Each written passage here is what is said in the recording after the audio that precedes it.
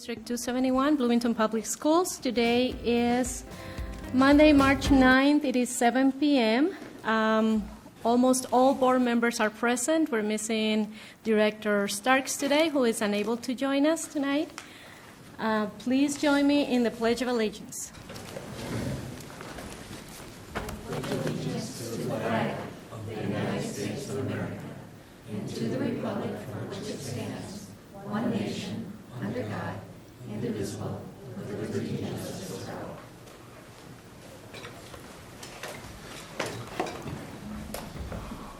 all. We are going to need a motion for a closed session upon the conclusion of tonight's school board meeting.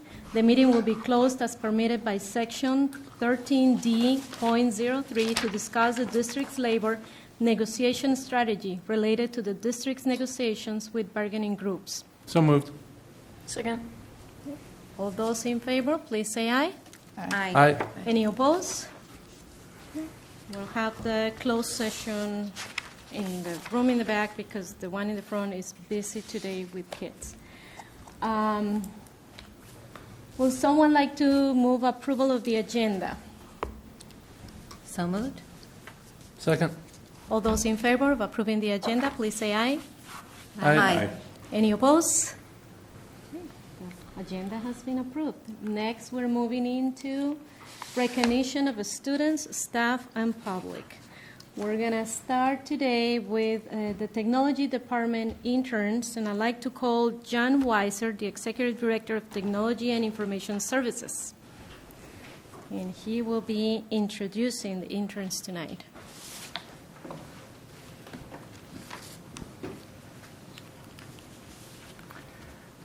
Good evening, Chair Corman, Superintendent Fujitaki, and board members.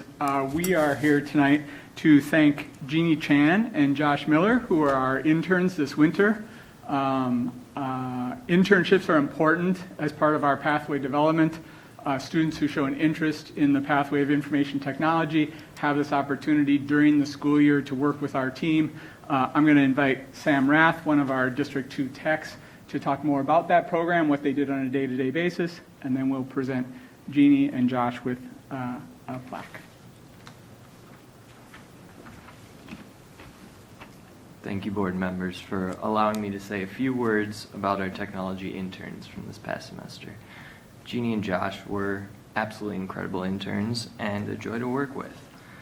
The goal of our internship as a broad picture is to introduce students to aspects of technology that they don't have access to in the classroom setting. It's to allow them to explore different areas and to really narrow in and learn more about themselves and what areas of technology interest them. Both Josh and Jeannie were excited every day, and they were embracing every aspect, even if they weren't 100% excited about it. They were two very different styles of people who are interested in technology. Both of them are very effective, and they will both have great careers if they so choose to go into technology. Jeannie is a programmer. She thinks long term. She solves problems on a grander scale. And really what this gives her is access to another step beyond what we do here, beyond the troubleshooting, the taking care of the immediate details. Josh, he's a troubleshooter. He is phenomenal at directly attacking problems, and really the difference in mindset is one that both sides are needed. So technology, you need both sides. A great story about this is that we like to challenge them by introducing things that we find difficult into their curriculum. So we had a moment during the school year where a laptop was stolen, and we needed to find a way to remotely connect to it to identify where it was in the school by having it play a sound. So after we had solved it as techs, I introduced it as a problem into their curriculum. And I think this moment demonstrates best the differences and how they are both successful. Jeannie spent the next hour writing a very great, very beautiful bit of code. It was about 3 pages long. Josh spent 45 minutes doing research and trying different snippets And that shows that even though they're completely different, they were both successful in this project. And that's what we like to really show, is that different approaches are necessary. And I just really appreciated working with them every day. I had the opportunity to work with them this past summer as well, so I was really happy that they chose to come back and work with me. Do you care to share any thoughts about the internship and maybe your next steps in technology? I'm Josh. I thought the internship was a really good way. It was a really good way to learn. That's what it was mainly focused on. We wouldn't even call it an internship. We'd call it a mentorship, because it was all based on like finding the things that we wanted to do and figuring out ways to do them. And that's why I really like this internship so much, the freedom to do what you want to do and the freedom to do what you're interested in. And I had a phenomenal time. Hi, I'm Jeannie, and I just wanted to thank Sam Ratz for giving me this opportunity to learn about different types of software. Even though Josh and I are two different people, he's more of a hardware person, I was able to learn the types of things that I wanted to learn. And with that, I could apply it to, well, in this setting, a school, and like how to learn from there. And then with this opportunity, I decided to apply to more scholarships and internships relating to tech. And so this summer I'm planning on interning at one of these 3 locations. I've yet to decide, and then attending the University of Minnesota Twin Cities to major in computer science.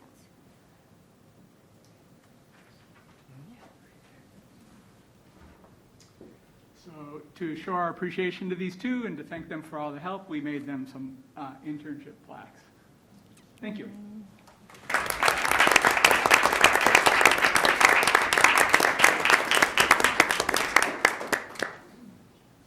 Director Sorum.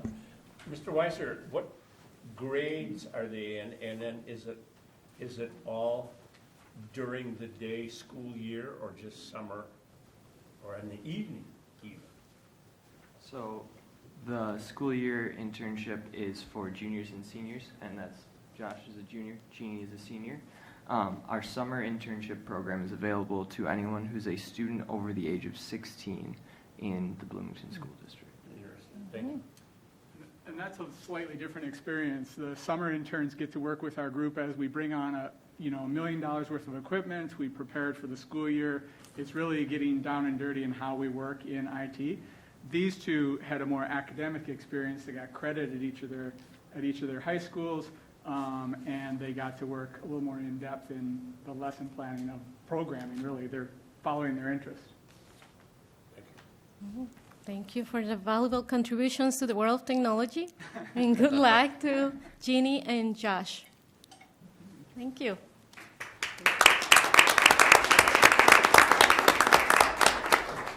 Well, next we have Support Services Employee Recognitions, and I'd like to call Tim Brayback, Director of Operations, Jennifer Hazel, Purchasing and Finance Coordinator, and Renetta Renford, Food Production Supervisor.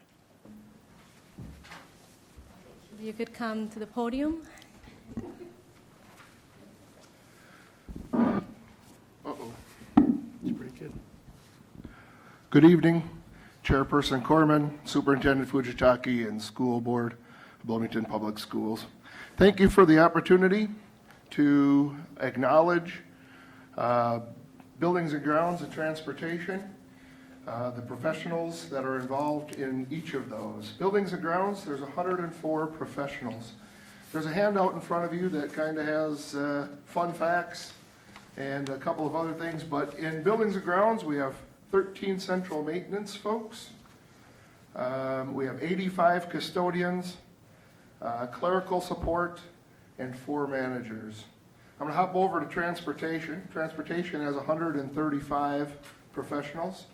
There's 60 regular education drivers, 32 special education drivers, 17 bus assistants.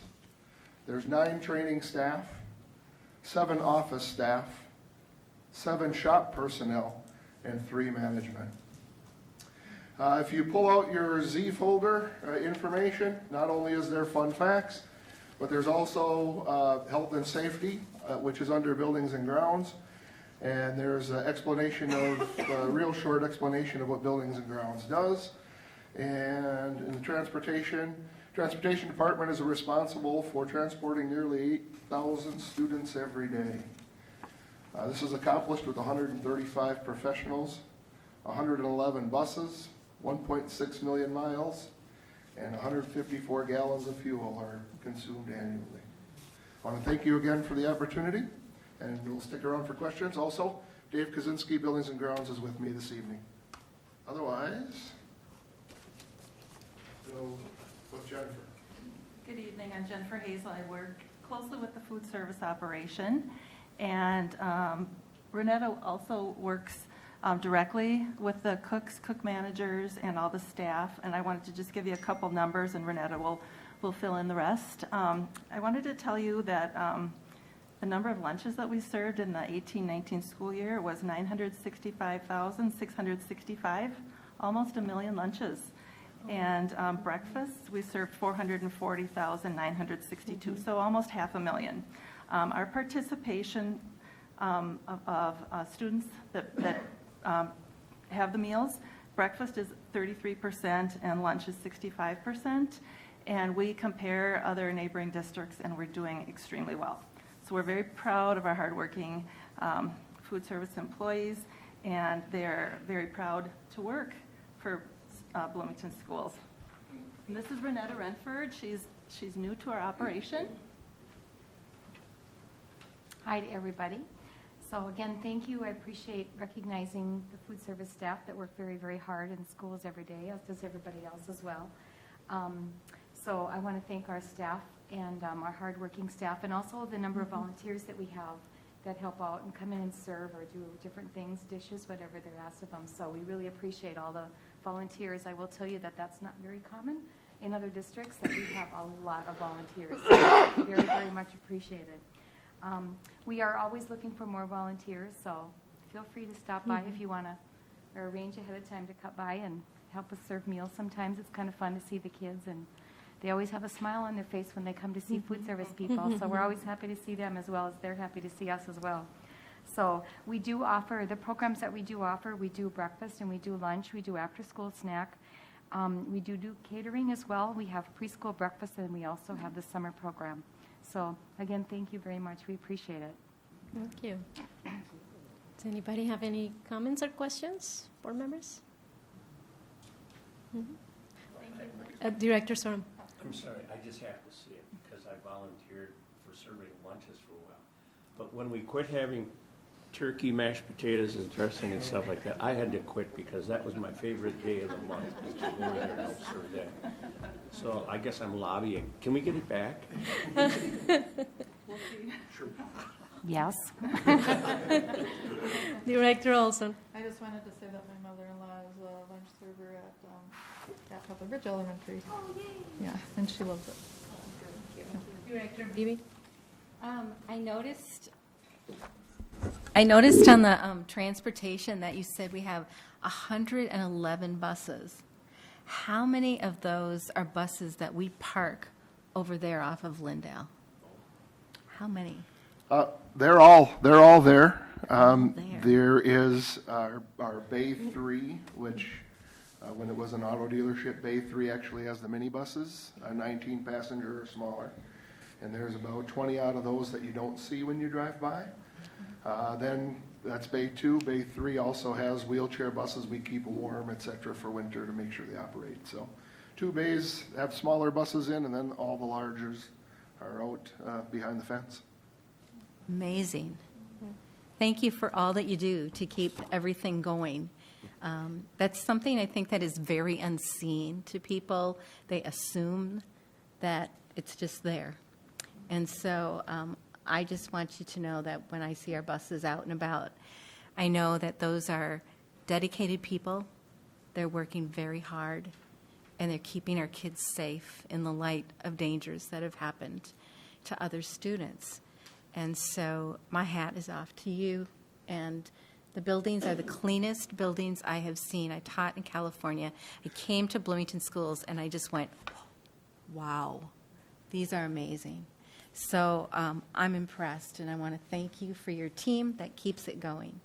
And for your food service, those people are amazing and dedicated and have been there a long time. And they deserve applause every time we step by them. So just really thank you for what you're doing and keep cheering them on. They're worth it. Thank you. Director Olson?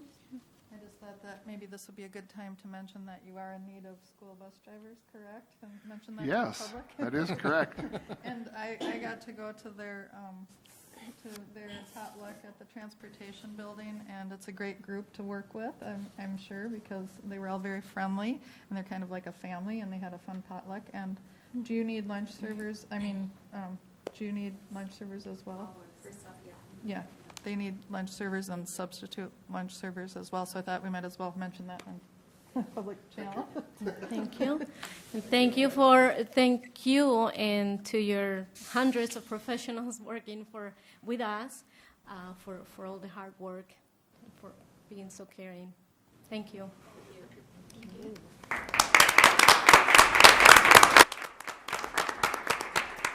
Okay, next we have a joint resolution. So we have the Bloomington Public Schools and City of Bloomington joint resolution encouraging Census 2020 participation. Madam Chair. Yes, Director Steiger. Be it resolved that the School Board of Independent School District 271 approves the attached joint resolution of Bloomington Public Schools and the City of Bloomington encouraging participation in the 2020 United States Census. Second. Oh, I'm going to read the resolution. Oh. Okay. So it's very long, so just so you know, it's going to be a while. Whereas the 2020 United States Census is commencing and a complete count of this country's people is vital to our democracy, and whereas the 2020 United States Census is of great importance to the City of Bloomington and the many demands our community has for investment, and whereas the City of Bloomington Complete Count Committee has been actively working to educate, inform, and encourage people about the importance of participating, and whereas an accurate count of population figures and household data is necessary to ensure that Bloomington Public Schools is fully funded and able to access critical grant and aid programs which provide opportunities and resources vital to academic, emotional, and social success. And whereas an accurate count of population figures and households' income data are essential inputs into federal community development block grant formula from which the Bloomington Housing and Redevelopment Authority leverage federal funds to grow the pool of resources being applied to meet the need for affordable housing in Bloomington.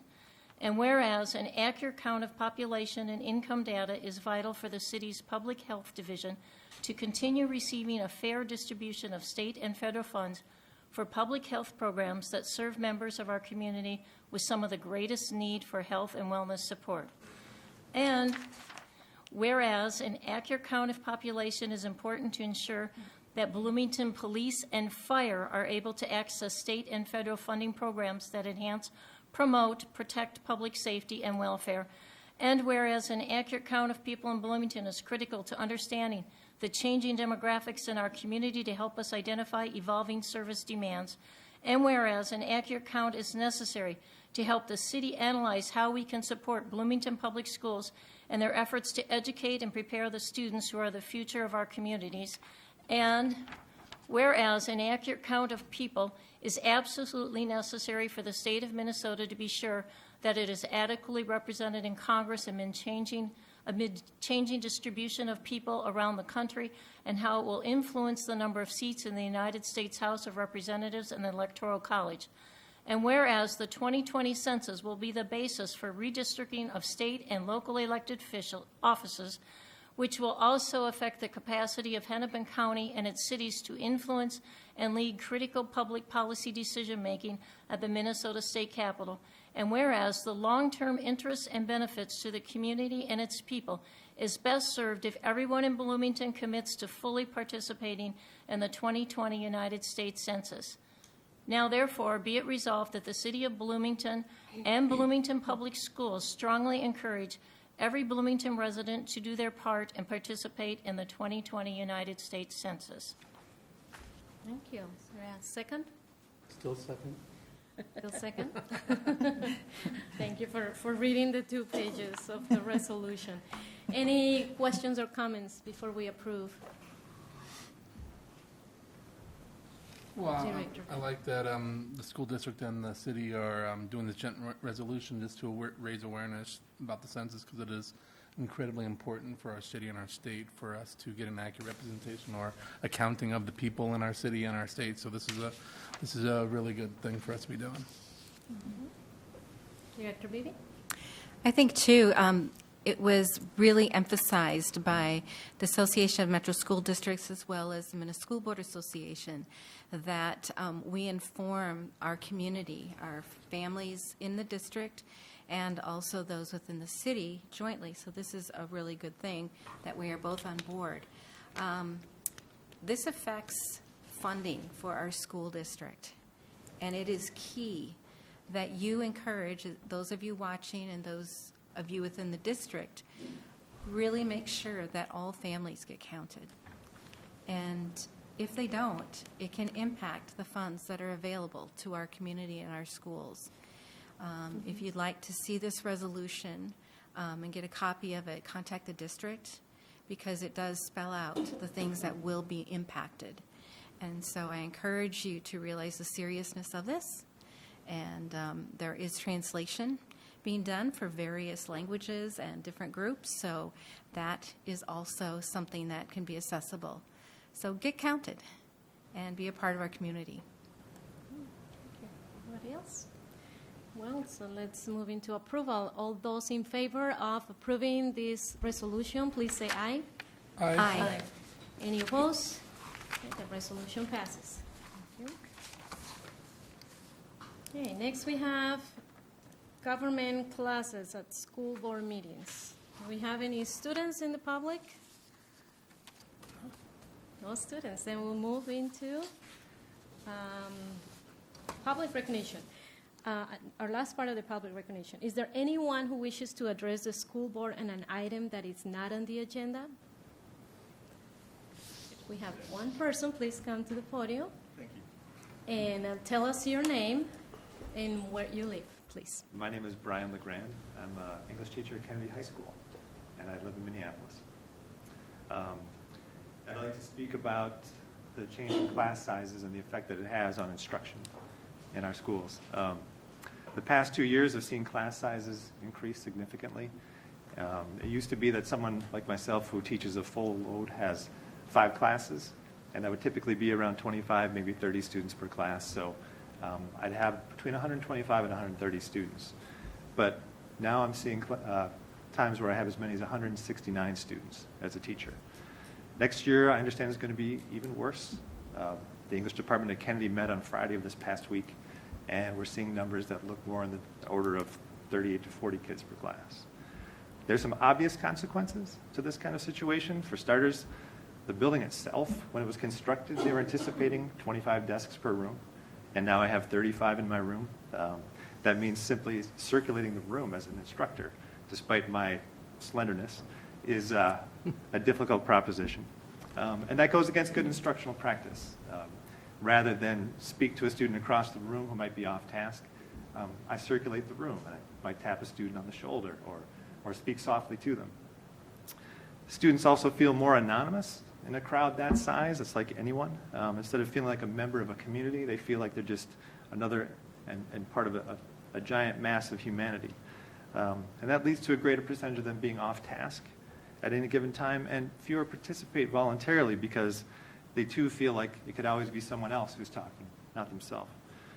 There are some less obvious consequences to class sizes like this. This past week was finals week, but the week before, I had 44 different students who missed at least one day of instruction that week. The week before that, the number was 55. The week before that, it was 39. And these are individuals who need, my instruction to catch up on those days that they miss. And numbers of that magnitude just become untenable for an instructor. But more significant consequences come with the individual. If if you would allow me one more minute, I'd like to speak about a student who I had in the fall. And he and a buddy would show up tardy to my class every day. At Kennedy High School, a kid who's tardy has a little red pass indicating they've had to go to the front desk and speak to an administrator. And these two would come to my class tardy every day. And so after the first week, I took them into the hall. And I just kind of asked, like, hey, what's going on? Why aren't you here each day? What's keeping you from coming to my class? And both of them were very shy. They didn't want to look me in the eye, and they didn't have a good answer. But I encouraged them to be on time. But their behavior continued. Ultimately, I had to speak to some administrators to talk to them to say, hey, how can we get these kids into my room? As the term drew to a close, both of them were very far behind in the paper they needed to write. I took opportunities to meet with them one-on-one, and one of them would come into what's called academic seminar, which is where teachers can select students to come in for one-on-one instruction. The other one would skip these opportunities, but this particular student, I would sit him down, and he would very shyly and quietly pull out his work, and I would talk with him, and he'd take out his pencil and scrawl what I was asking him to write and continue in the process. And I managed to get him across the finish line. He passed my class the first trimester. And the second trimester, which just ended, he turned in his paper without my assistance. He did it himself. I view that as an enormous success, to take this kid who is such a reluctant learner and to have him feel empowered to do this on his own. But what I worry is that with class sizes this large, how many kids like that am I missing? And how many kids will I miss next year as our class sizes continue to increase?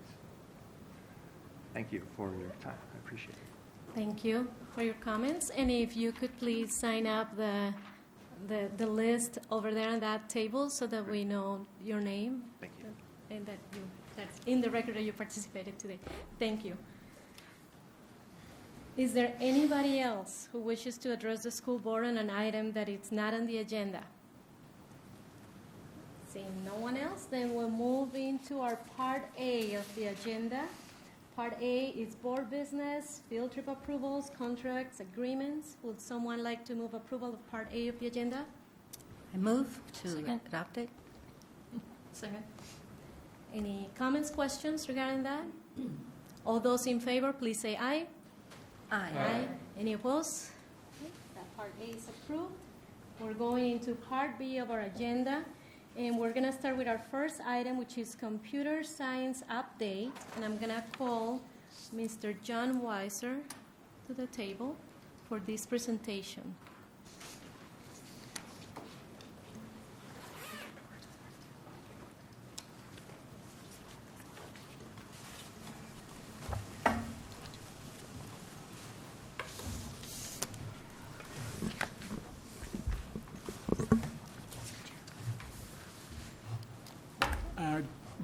Good evening, Chair Corman, Superintendent Fujitaki, board members. I'm here with a whole crew of fabulous presenters, not quite the crew you see up there, but I'll let everybody introduce themselves. Our purpose here tonight is to give you an update on the first year of implementation of our computer science program in Bloomington Public Schools. Let's just go down and we'll introduce everybody, and then I'll help ground the group and the viewing audience on how we got to this place.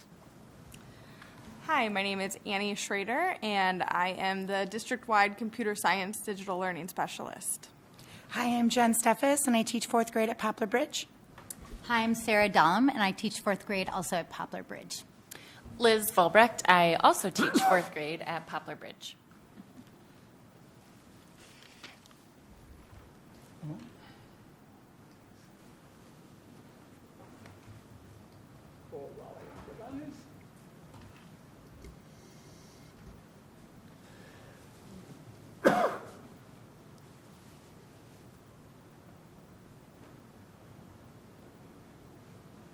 All right. As I said, we're here tonight to give you an update on the Computer Science Immersion Program. There's no board action needed tonight. We're not talking about budgetary or policy issues. We're just here to give you this pretty exciting update about how this program is going and the terrific first half of the year. My job on this team is to ground you and the public about how we got here, how this work matches with our strategic direction. all programs, it's a good reminder for the public that all programs align to our singular district strategic plan, which I would sum up in this way: we are trying to help kids thrive in this rapidly changing world. We believe information technology, in particular computer science, is a valuable tool in that regard. Concerning computer science, we look at 3 real goal areas. The first is transitional skills or transferable skills that help students succeed. Here we're talking about teaching kids better problem solving, better collaboration, better creativity, skills that work great inside of computer science but are also transferable to all other subjects. We're also talking about developing opportunities for students in STEM areas that are underrepresented in the rest of the world. So we're talking about creating opportunities and helping students see themselves as computer scientists, students like women, families of lower incomes, and students of diversity, underrepresented currently in computer science fields. And then thirdly, we're talking about a program that helps students see themselves contributing to the community and getting excited, engaged about school in a different way. So bringing agency and joy to their lives. Oh, yes. I see the word agency used a lot, but most people don't understand what a school definition of agency is. Could you define that for us? Sure. I think this is a good example, a past example of agency is our personal growth plan, our PGP. But the premise of the PGP, and we're trying to harness that same energy here, is let's see what students' passions are, and then let's organize our systems around a student's passions to help them achieve their goals. So that a student with agency sees themselves in the system and has control over what they learn, how they're going to use their learning going forward. They're not just receivers of information, they're actually participators, engaging in their learning. Does that help? That's better. Yeah. In order for programs to succeed, we need strong collaboration. You recognize the 3-component framework here. My team is an NTL, the Next Technologies for Learning plan, as part of that blue resource management circle, but my digital learning team lives often in the overlaps with our instructional teams and our learning supports teams. And so this program is a success because of our learning and teaching department, because of our learning supports department, because of our special education department, our REA, all of those folks working together. We also look for strong external partners. We came to you last summer and introduced the University of Minnesota as our external partner. There's 2 main reasons that we partnered with the U of M. One is we need their brain power. We need to know what is the best and brightest of happening with computer science in the state to help us bring that to our students.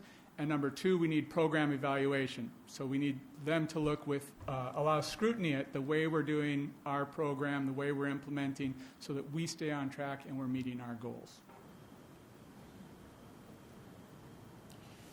Hello, my name again is Jen Steffes, and I've been teaching in the district for 21 years. When we talk about what CS means to Poplar Bridge, it's been a really perfect fit for our school because for the last 10 to 12 years, we've had more of a STEAM focus. And computer science has fit in flawlessly into what our students are already comfortable with. We do a lot of extra science every day at Poplar Bridge throughout K through 5. And putting the computer science immersion into our program has been seamless. Can you go to the next slide? Thank you. So if we're looking at my experience or our team's experience, it's been absolutely fantastic. Like I said, for 21 years, if I had to gauge what is the best kind of professional development I could have, it has been this program. Meaning, at the very beginning, we were at the ground level as educators and had our voice heard as to what was going to work best inside of our classrooms by being part of the BPS visioning program. So we were at the very headwaters of it. And we did that by going to Flipgrid, where we were introduced to a lot of the different CS tools that were out there, and were able to envision how we were going to be able to integrate that into our classroom. Then we had exposure through the Minnesota Code Summit that is held every year at the University of Minnesota. That also put us into hands-on sessions with educators that have already been blazing the trail, so we could see how these things could be, coding and computational thinking could be linked into what we're doing in our classroom. Then our team, the 3rd, 4th, and 5th grade teachers at Poplar Bridge, decided to go and do summer training so that we would be really prepared for that first week of school when our students would hit the ground running with computer science. When we did that, we were able to pre-learn the lessons that we were going to be teaching, which was amazing. That way we went in feeling really prepared. We also have another educator in our room, so we're hitting the ground running with our students with 2 licensed teachers in the room teaching computer science for the first 2 years. And we're doing it in a program where they're generally gradually releasing control of the curriculum over to us, and we've been already teaching some of our own lessons and feeling really confident. A lot of that goes to how the system has been rolled out, has been so valuable for us as teachers. Going forward, we're also going to continue having a lot more professional development. If we go forward, looking at what our students are experiencing, at the very beginning of the year, our students took surveys that would determine how they felt about computer science. What was really exciting to see is already, although we haven't done another survey, like their excitement about it when they come into our classroom, as well as their feedback that they give us on a daily basis, has been fantastic. So let's look at some of the activities that they've been exposed to. So these are some of our students doing unplugged activities. We were very concerned as a team about too much screen time, okay? And this is a way that we've been able to reach them with computer science without having a screen in front of them, which has been amazing. And they were really excited about doing it and engaged. This is when we introduced them to block programming with Scratch. What I like about Scratch is that it's helped them to code their own animations. You're seeing one of my students coding right here with block coding. And Scratch has helped my students think creatively, but also reason systematically and work collaboratively. What you need to know is generally they don't code on their own. They have something called driver navigator. So if I was driving the computer, my hands are the only ones on the computer. And if Sarah was my partner, she would be navigating with me through communicating, which is amazing. It's also making their communication skills that much better. Every 3 minutes they switch, and that's kind of been proven that doing that, getting up and switching seats, that it's keeping them really motivated and really engaged in what they're doing. And then they're sharing their ideas and collaborating in such a great way. Another thing that we've done is talk about online safety, which we already do in BPS here. We're really careful with kids and their use of Chromebooks. And then we took it a step further with Scratch, because that's another way that they're communicating globally through the Scratch community. So this is another way for them to learn about how to be safe online. This was their favorite. This is called Makey Makey. And Makey Makey has a circuit board, but it also has alligator clips and a USB that they hook in. And they're able to use any computer program, but they have to use it collaboratively. If you'll notice that center picture, they're using fruit. And because there's liquid in it, it connects the circuit. So they were able to use and bring in a whole bunch of different activities to try, and that worked really well with our electricity standards in 4th grade as well. So we're really starting to integrate into our standards, and it makes it that much more effective for our students. They also have a lot of time to share their projects and talk about how they've created them. And then lastly, we've started to feel really comfortable with CS on our own as educators, and we're bringing extra tools in, like Spheros, where in this picture you're noticing they're able to work on math.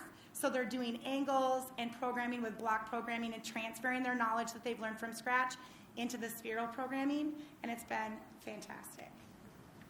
So this is one of my students. I don't know how to make it run.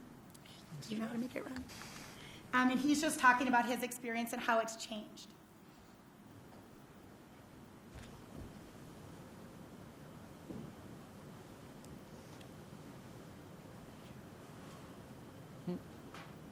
I haven't used Scratch before, and I enjoy doing it. I've learned how to use everything in Scratch, and I'm now ready to do the other code that my mom does.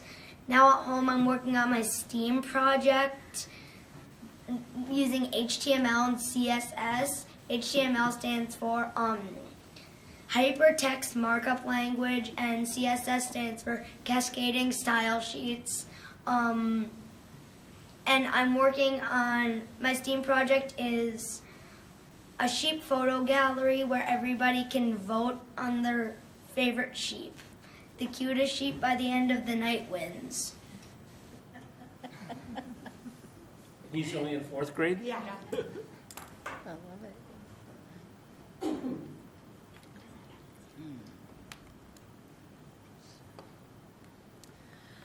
All right, so as you may have heard in previous presentations, we really focus on two elements to this computer science pathway.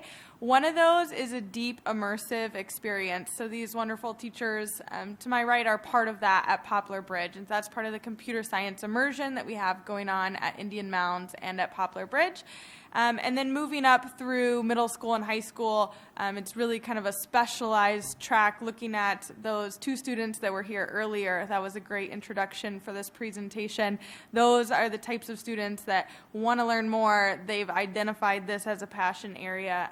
So having opportunities for them, that's our immersion pathway. But then we also have a big focus on making sure that all have access to computer science education and that it's an opportunity that every student has available to them. So that's the computer science for all pathway as well. So I'm going to describe what's going to be happening next year for both of those pathways.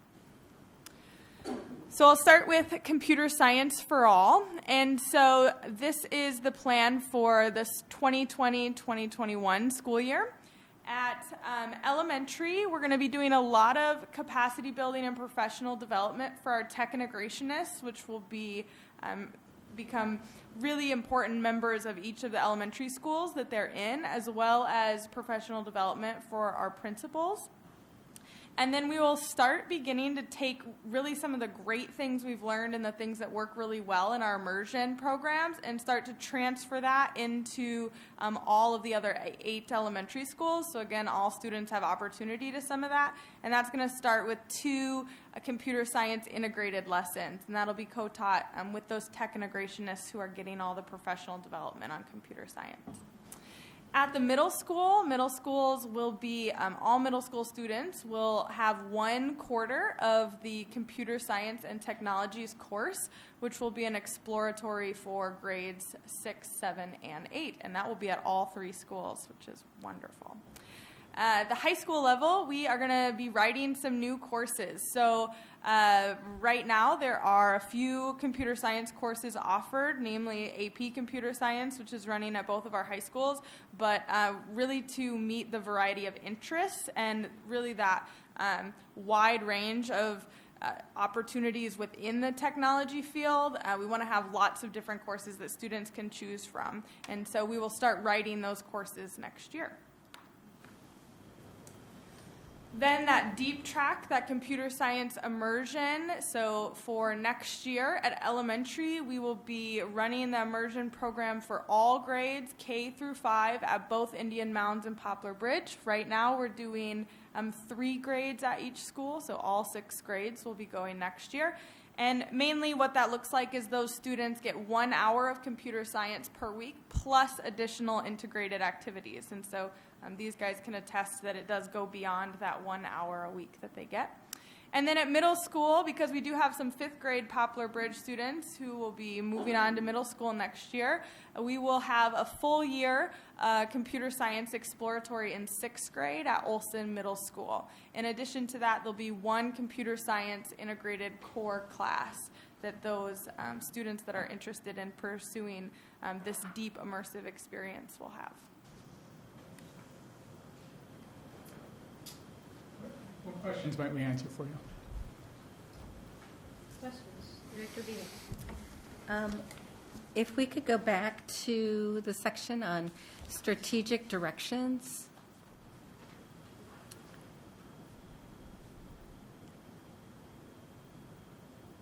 Okay, and you have the, Venn diagram here with learning supports, coming, overlapping. And it says identify and remove barriers for students. So my questions are, what barriers are we trying to remove for students by using computer science in BPS? One of our big goal areas, I'll go forward, hold 1 second. One of our big goal areas is to close the participation gap. So one of the reflections from society is that technology is creating a whole bunch of highly lucrative jobs for our society. And technology is impacting virtually every field. But some of our populations are slow to receiving those skills and slow to seeing themselves in those jobs. And so part of the barriers that we're removing are to help at an early age, help all of our populations see themselves as computer scientists, and then see that even if you're not going to be in computer science, give you enough exposure that your comfort level is there no matter what pathway you choose. I think that's really good because you find in almost every field that, for example, my sister is a nurse, and when they started putting all the medical records onto computers, they had to train all the workers how to use that program, how to make it work. Most every field that I would go into as a temporary worker from time to time, I had to adjust to new computer programs, skills, things that I had to do. And I think I'm really glad that we're working on that so that there isn't a phobia that would come about from our different students that, oh, I can't do that, but instead it's like, I've done that, I can do that. So I think this is very good. Thank you. If I could speak to that too, I have a student in my classroom who doesn't often go to after-school programs that we have at night where we're doing, different performances or presentations. And she and her mother were invited as part of the Girls in Science and Girls in Engineering program to participate in an opportunity at the Works Museum. And they actually attended together, which was really a rewarding experience and made it on the television.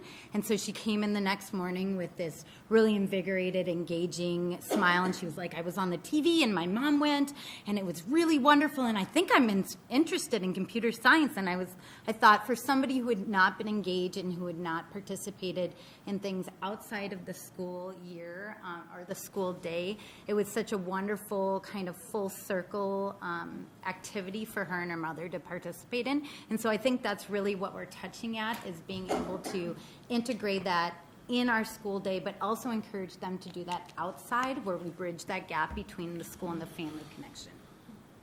Excellent. Yes. Well, first of all, thank you all for coming tonight and giving us this wonderful update of the wonderful things going on in our schools. You had made the comment that being that Poplar Bridge is already a STEAM-focused school, that it was an easy fit for this. So I'm wondering, how does this differ between Poplar Bridge and Indian Mountains? I don't know if you could speak to that a little bit. Yeah, it's different in a lot of ways in that, so at Poplar Bridge, the 3 grades that are doing immersion are 3, 4, and 5, and then over at Indian Mountains, it's kindergarten, 1st grade, and 2nd grade. So they're really 2 different experiences and pretty different professional development that they see.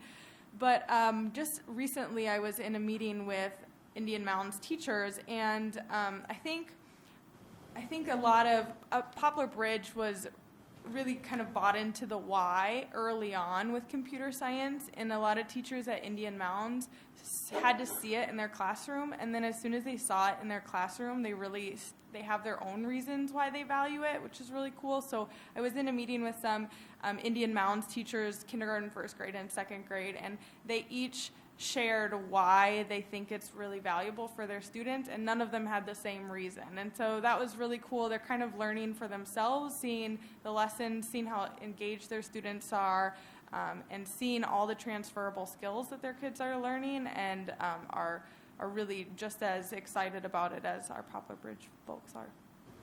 I had another question if I can.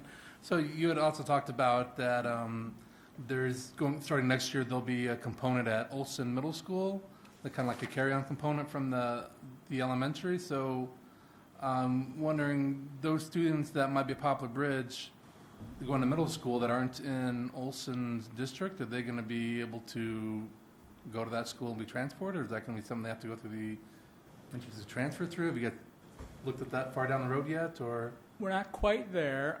Since this is the first year of implementation, that curriculum across Poplar Bridge in grades 3, 4, and 5 is the same curriculum across all 3 grades, or very similar curriculum.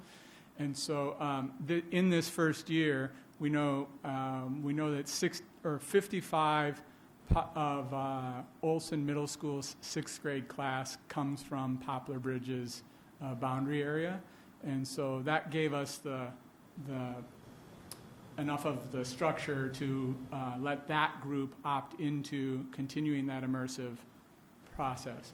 If you're at Poplar Bridge and you're going to one of the other schools, you're going to get CS for all. You're going to get that technology, that tech ed and computer science combo class, and then at a later point you could pick it up, but not in this first year. Okay. The one thing I want to go back one second.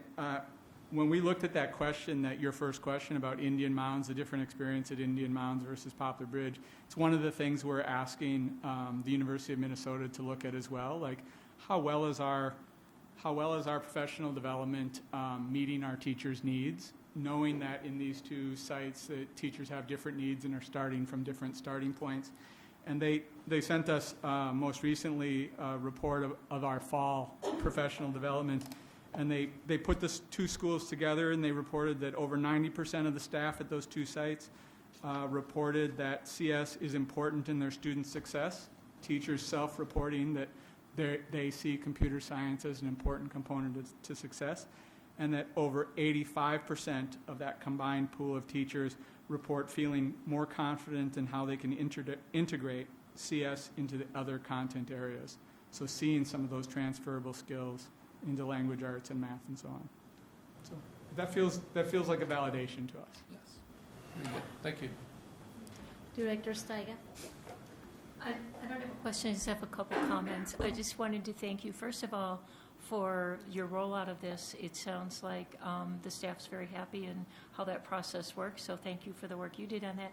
And to the teachers over here, I just want to say thank you for your enthusiasm and passion that I can hear it tonight, so I'm sure your students recognize it every day when they see you at school, so thank you. Director Beebe. Prior to this rollout, I heard some murmurings of teachers from Poplar Bridge who were concerned about, is this just going to be one more thing we have to prepare for or do? I don't know if you heard that, but I heard that. And so I questioned John Weiser about that quite a bit. And so it's nice to see that you have gotten the professional development and you are pleased and you are moving forward, and it looks like you're really prospering in this. So that's very encouraging. More power to you. Director Olson. I guess this question is for Annie. Sorry. You work primarily with Poplar Bridge? So I get the pleasure of working anything computer science related in any building in this district. I get to be there for it all. So I do actually, I will work with Poplar Bridge students the most. As they mentioned, we co-teach our computer science lessons, so we have the computer science specialist and the classroom teacher, and then we gradually release that ownership of the computer science over to the classroom teacher, and I do that for the 5th graders at Poplar Bridge, so I'm the computer science specialist in the classroom for that 1 day a week when I'm teaching at Poplar Bridge, but I do work with all the schools.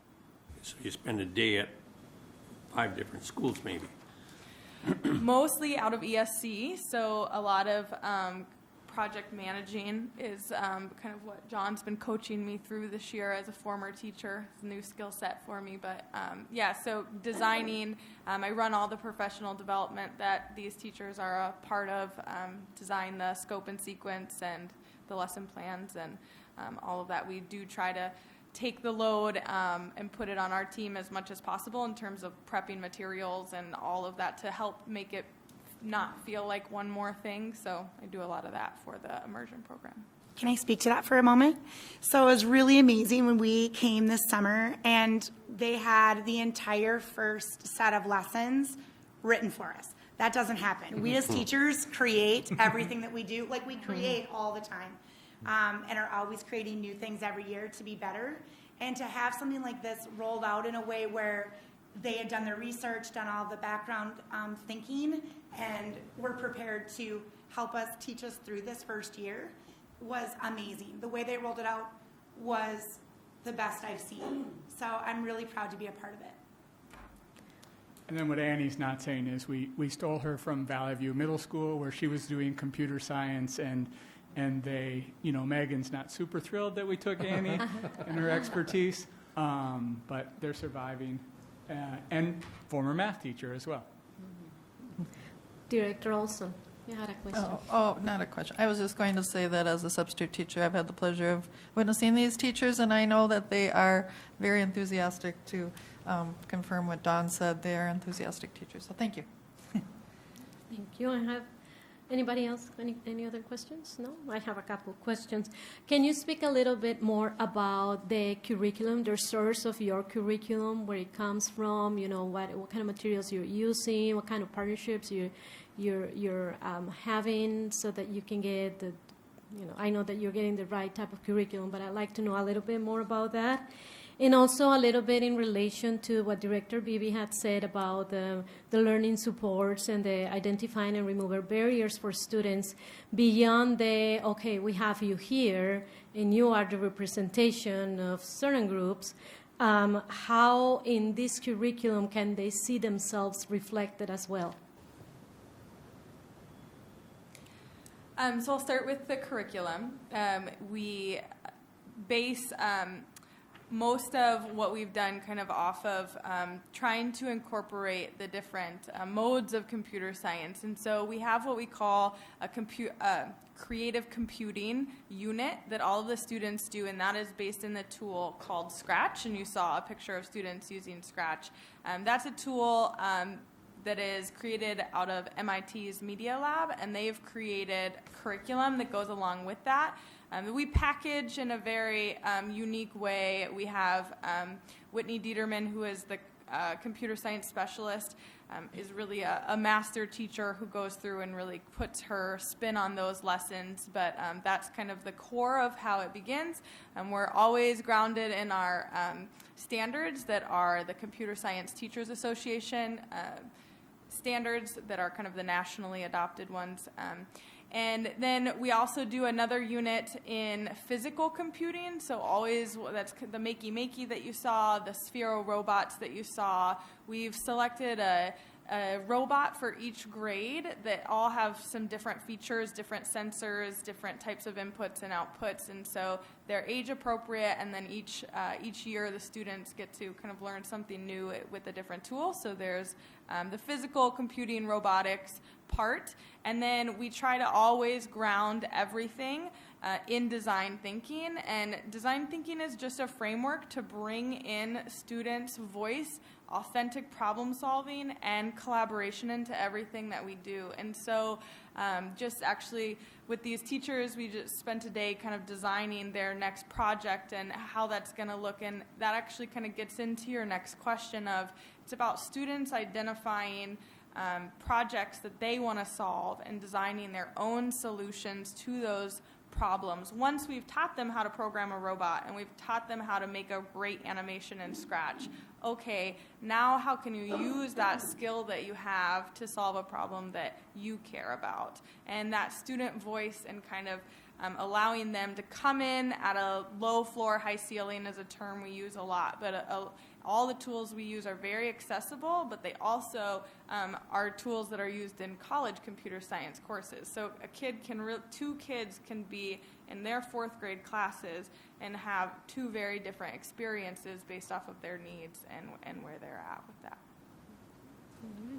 Can I add to that? I think coming back to the question about agency, when we think about design thinking and we have kids who want to do something about the problems that we have in our world, and they just want to be an agent of that change.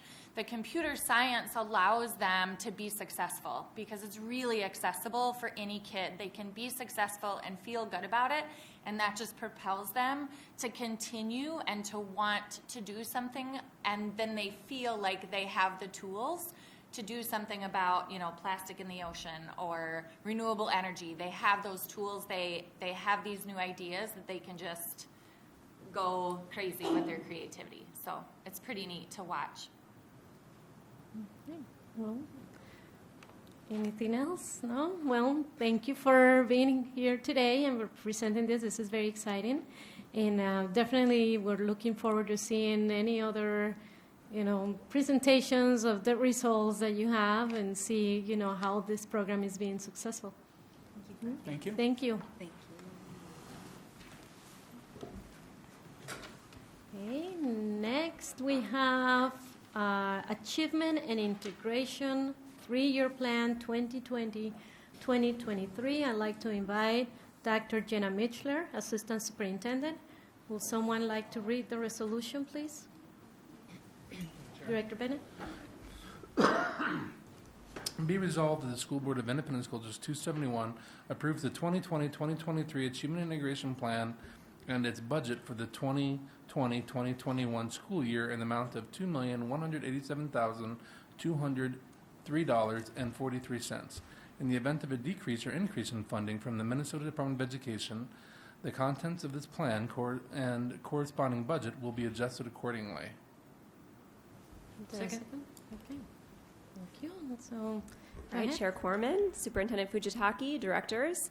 We're here tonight to talk to you about our Equity and Achievement Integration Plan. This is something that you see typically every 3 years. We bring a new plan before the board, and then every year you see a new budget that corresponds with the plan. So we're going to talk a little bit more about this 3-year plan, and I'm going to start, hopefully, here we go, by doing a little bit of grounding, similar to what we saw with the computer science presentation. The work that we've done around, and really the work that Dina Wade-Ardley, who's here with me tonight, our Director of Educational Equity, and her team has done around creating this plan, has started with looking at our vision for our district, which is one of our foundational pieces that we go to whenever we are working through a new initiative or a new plan of some sort.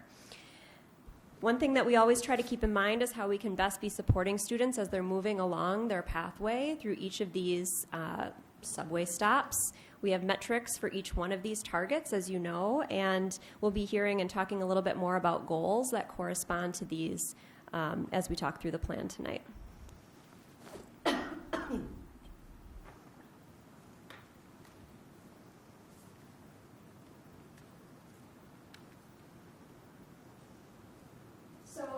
Building this plan, Director Wade-Ardley and myself and several others have been working with our stakeholders to determine what are some of the things that we want to keep in place as we move forward with our next 3-year plan. And so this was some of the feedback that we've heard from our stakeholders. We want to continue using some of the tools that we've already adopted. One of those things has been around leadership. We have a framework and sort of a set of values that we use around leadership in our district that we've taken up over the last 4 years. We'll continue using those values. We're going to consider the way we can do this through an inside-out approach. So this is starting with ourselves and thinking through our own values, beliefs, assumptions, and then beginning to think about how those differ potentially and likely from those that we're working with. And along with that, we want to make sure that we're looking at integration and inclusion as parts of our plan.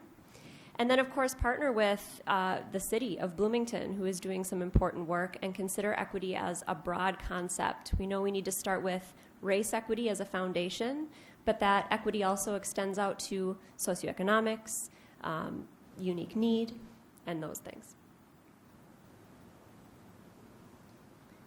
Another foundation of this work has been our Safe and Supportive Schools work. So you heard in the last presentation mention of the design thinking process.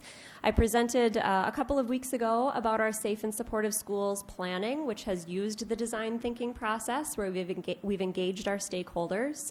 We've discovered what their needs are. We've identified priorities, and then from that we build our plans. So you've seen these priorities before at the presentation on safe and supportive schools, but I wanted to bring them to your attention again because they're what we've used to create this next 3-year equity plan.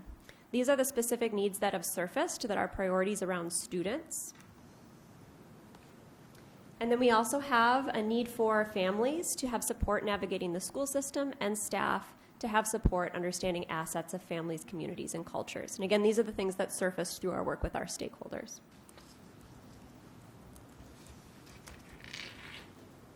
I will be, Madam Chair, Superintendent, board members, and cabinet. I will be taking us through the 5 goals that we have for the equity plan for 2020-2023. Goal 1, 100% of our buildings will be trained in cultural proficiency and the use of the tools and the continuum. We will start off with 20%, we'll go to 50, and then hopefully 100. But our goal is at the end of the 3 years to have 100% of all of our buildings trained with these tools.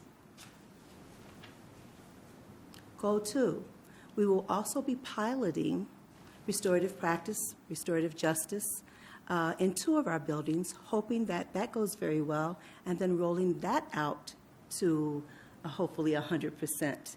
It won't happen in the next 3 years, but we're hoping to get at least 50% done in the next 3 years, and if that's good, then we can move forward. Yes, ma'am. You said it's not on here, but you mentioned restorative justice and something else. And that's what this goal is all about. I'm just kind of cutting through this goal is all about the behavioral referral process and eliminating bias in the behavioral referral process. And the process that we're going to use is restorative practice or restorative justice. It has an excellent record of eliminating some of the bias that we see when we're dealing with behaviors. You're throwing out a lot of words that have definitions that aren't well known, like restorative justice and behavioral referrals and biases. Okay. Can you kind of bring that together for the people out there who might not understand those terms? Behavioral referrals are what children get when they don't work within our system or they do something that we don't feel that is correct. It's our way of educating them. So we do behavioral referrals for those children. And they go to our quiet rooms, our polar dens, we call them all kinds of different things. Restorative practice and justice is a system about restoring a child and the teacher whole. So they will be trained in when a child does something that the teacher doesn't like, and then the teacher and the child will sit down with a person and they will come to terms with what happened. A lot of times apologies go on. A lot of times understanding occurs.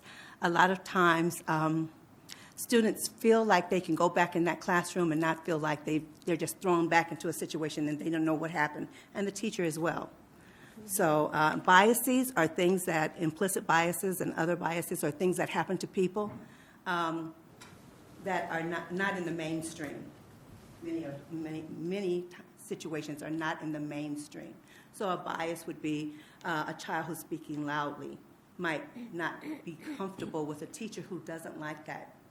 And that doesn't mean that the child is misbehaving. It just means that that's a cultural norm. So we bring those two together and talk about it so that we come to a medium where everybody's happy with the situation.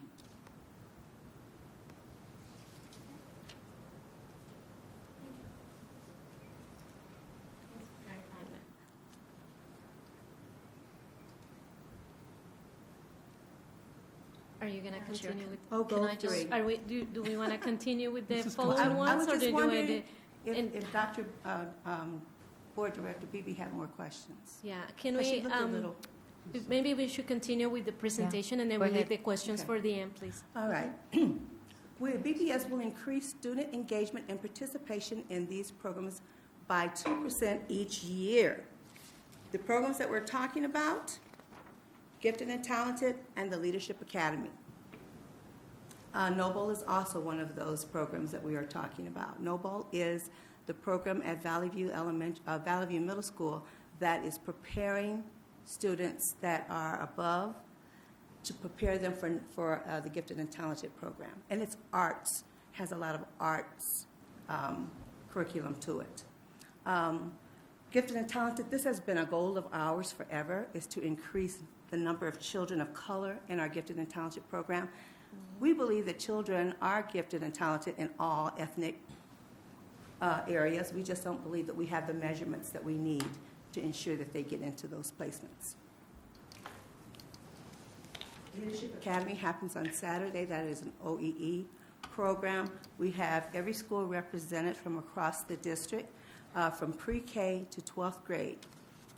We have something like 300 kids that attend that program. We deal with leadership skills, homework, PGP, all of the things that will make students successful within the school. Goal 4, provide programming and support that focuses on promoting career and college readiness for 100% of our underserved students in grade pre-K through 12. This includes our BCCA and our choice programs.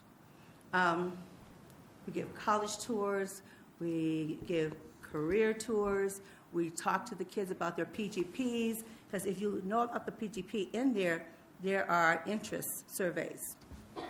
Well, the students take those surveys and they know what they would be best at doing and things that they're interested in doing. So we help them as they're starting to go college or career, and sometimes both, college and career, not or, but both. We help prepare them for that. We eliminate a lot of barriers there, especially with the college tours. Yes, ma'am. I know you do this great job with the Leadership Academy, but I've not heard it talked about in the pre-K before high school time. So between our elementary and our junior high, how is that done? Oh, yes, we have pre-K students through 12th grade. In the Leadership Academy? Yes, ma'am. That meet on Saturdays? Yes, ma'am. I didn't know anything about that. Yes, ma'am. I thought it was only high All of our schools school. are represented. No, ma'am. Hillcrest, Washburn, there's not one school that's not represented. Where do they meet? Right here. In ESC? All over the building, to be honest, but yes, right here at Oak Grove. Okay. And our Well, next that's meeting is on the something. 21st. Oh. If you come, be ready to work. We got a lot of kids with a lot of energy. Very interesting. We welcome you. So is it one Saturday a month that you do that? Every other Saturday. Every other Saturday. What time is that at? They start arriving about 7:30. They're not supposed to be here until 9, and we go until noon, but about 1:30 is when we get out of here. 9 to noon. Mm-hmm.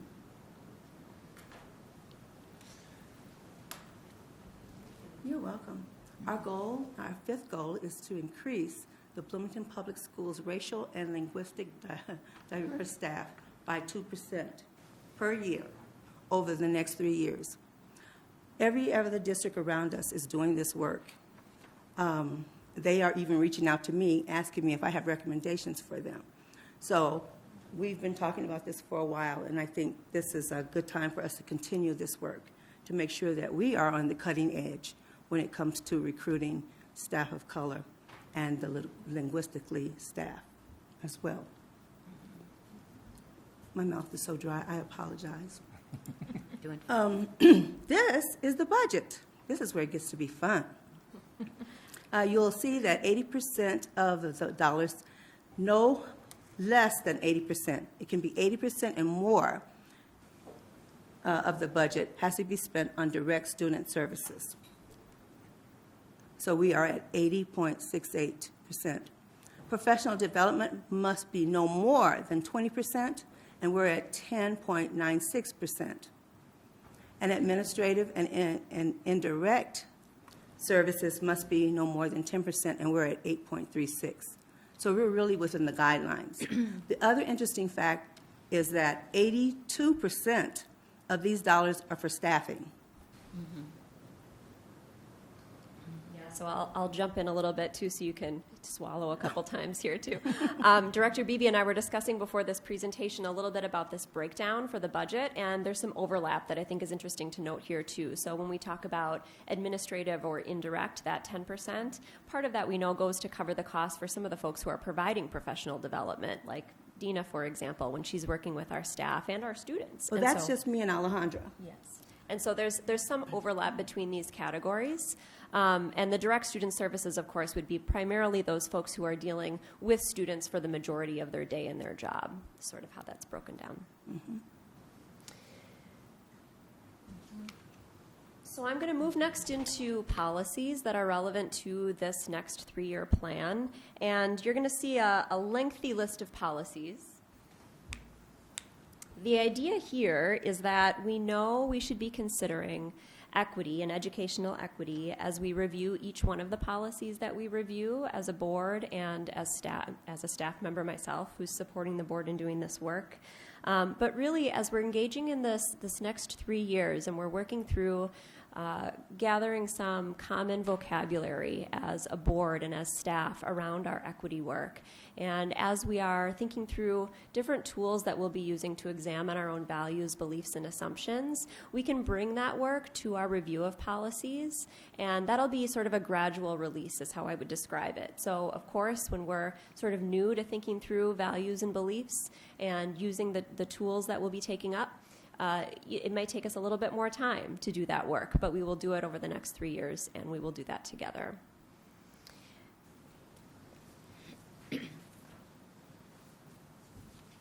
So the last thing that I wanted to show you is our timeline for this plan. So this is not something that came together quickly. It's been a lot of work over the course of this year and even outside of this year. But starting in the fall is when Dina and her team were going to their stakeholders, our stakeholders, gathering the feedback. And as I mentioned, we used the Safe and Supportive Schools feedback that we gathered as a part of the process for developing this plan. And we reviewed the current plan, so that would have been the plan from our last several years. And throughout the winter then, Dina was drafting our new plan that you see here in front of you. Again, seeking additional input, providing that draft plan to folks, getting additional thoughts. And now we will be submitting our plan to MDE, contingent upon the board tonight. So we're happy to present this information, and we're happy to answer any questions you might have. Absolutely. Questions? Director Steiger. I just wanted to, as we're talking about other people being aware of the information that's in here, this will be available on a website somewhere. How will people that want to read it in entirety? Because you're just highlighting the goals and a little bit about it. And so if you read all the narrative, it explains a lot of what you're talking about. So I just want to know, how would people access that if they want to see it? After it's approved by you, it will be on our website. Thank you. For anyone who wants to view it and call and ask questions. Mm-hmm. So for questions that they may have about what the highlights that you did, there's more details on the website. Absolutely. Will be after this. All right. Yes, ma'am. Anybody else? Director Bennett? Yeah, well, first of all, Dina, thank you for coming, and all the OE staff, thank you for coming as well. It's always wonderful to have you guys here. Yes. You guys are always, it's always a joy for you guys to be here, so I wish you guys would come more often. So I would say I've been here 6 years and looked at several A&I plans, and this one is by far the boldest and most ambitious, and it gets to the heart of equity. I think we've kind of been nibbling around the edges the last couple times, and this one's jumping right in the middle. So I really want to applaud both of you for your work on this. This is kind of every year I was been asking, well, this shows the achievement, but where's the integration? And then now we're getting the integration. So I'm really happy to see this. With goal 1, I think that when you're saying 100%, that's the most important thing, because I've been in districts where it is 100%, and when they say 100%, they mean everybody. And here it's been kind of like it's on a Saturday, and it's by choice, and you're preaching to the converted, the people that are already culturally competent. So we need to get everybody else on board, so we're all using common language. And so when you're saying 100%, I'm hoping that also includes school board and cabinet and everybody. Absolutely. So could we be expected to be doing this next year in the 20%? Are we going to be later or? You're first. Oh, So we're first, all right. we have the consultant who's been working, will be working with us, coming in to work with you on May 18th, I believe is what was approved at one of our last sessions. So she'll be coming in to do that. Dr. Arriaga is her name, and she's out of California. And that'll be a great place for us to start, because then you'll be really at the start and get the foundational understanding of what this is all about before we start to roll out with staff in the fall. Tip of the spear, I love it. There you go. So, and then my next second question was on goal 2, restorative justice, which was something that we were doing when I was teaching at Hopkins, and it's a great practice, because I think it lets everyone that's involved get an opportunity to speak without judgment. And we did like we sit in a circle and have like the talking piece. I'm assuming that's the same type of model we're looking at, and I thought it was really valuable. But the problem that I saw is implementation. Is that, say you have a conflict with a teacher and a student, and then before that student can come back in the classroom, you have to have the restorative session. But there was always a hard time getting someone to cover that teacher's classroom to have that conversation. So I don't know if that's been looked at, if we're able to implement this, and because it's great to say we're going to do this, but if you can't find coverage, then it just gets put off, and then it kind of didn't get done. And so I just want to make sure that this is successful and that we're doing it to fidelity and everything. Well, one of the things is our quiet rooms, they handle the children that go there, and they sit there and they sit with these students. So we're hoping that they will have some input, and they will be some of the people who do that mediation and bringing them together, so they have everybody has a voice in the situation. Mm-hmm. The other thing is that it doesn't have to happen right then. It just needs to happen so that the kid and the student and the teacher understands that we're all in this for the betterment of everyone. So it's a little bit more refined and a little bit more relaxed now than it used to be. Mm-hmm. Bloomington used to do this many years ago. I want to talk about how many years, but we used to do this, and it was too conformed. So I think now with it being a little bit more laxed and has some computer things that you can do, that actually helps as well. Mm-hmm. Excellent. Okay, yeah, and again, just thank you so much for this. These goals are great, and thank you for all your work on this. Director Steiger. Just on that same note, I just want to add in the narrative, you have written a very good description about this for us, and it's restorative practices, it's called in there, and it has a whole, yes, description of how it works and everything, so if people have questions about it, so we don't have to. Can refer to that. Mm-hmm. Mm-hmm. Also, I just wanted to say I really appreciated that you guys included the policies, since we review the policies, and I'm not on the policy committee, but I'm hoping that our chair will think about those when they review all of those, that it should all be part of the equity plan too. So thank you. Director Olson. I just wanted to say that I'm really excited about this, and I'm also excited so I attended the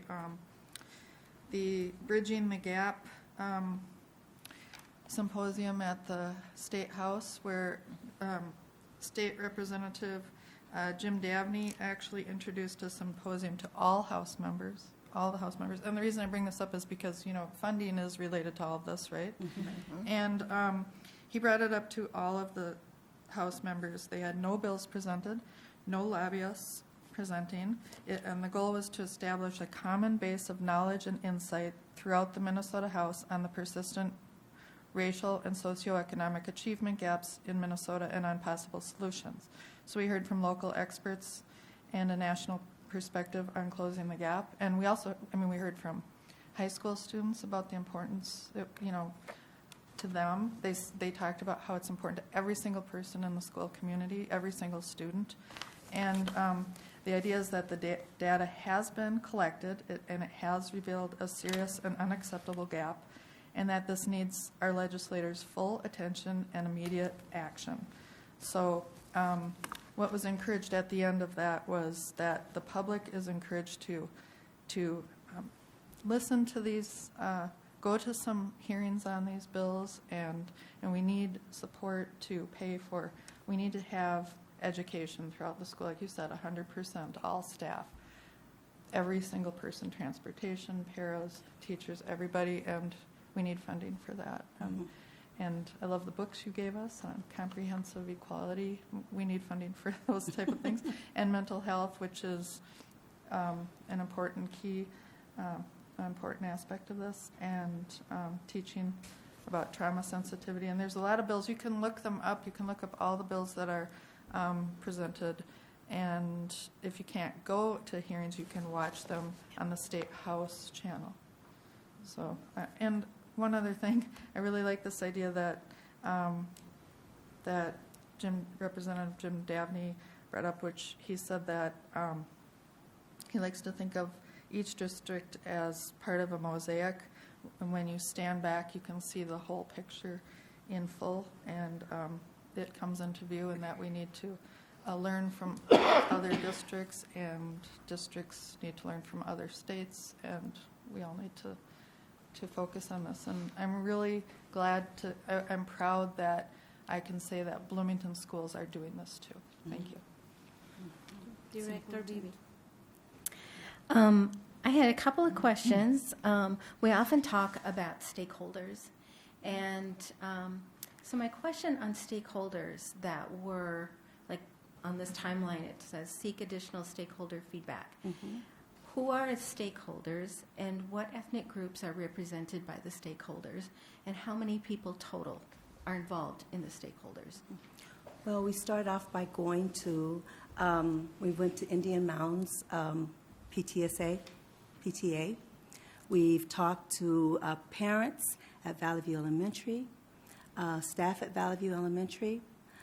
We've talked to staff at Valley View Middle School and parents at Valley View Middle School. We have presented it to the principals.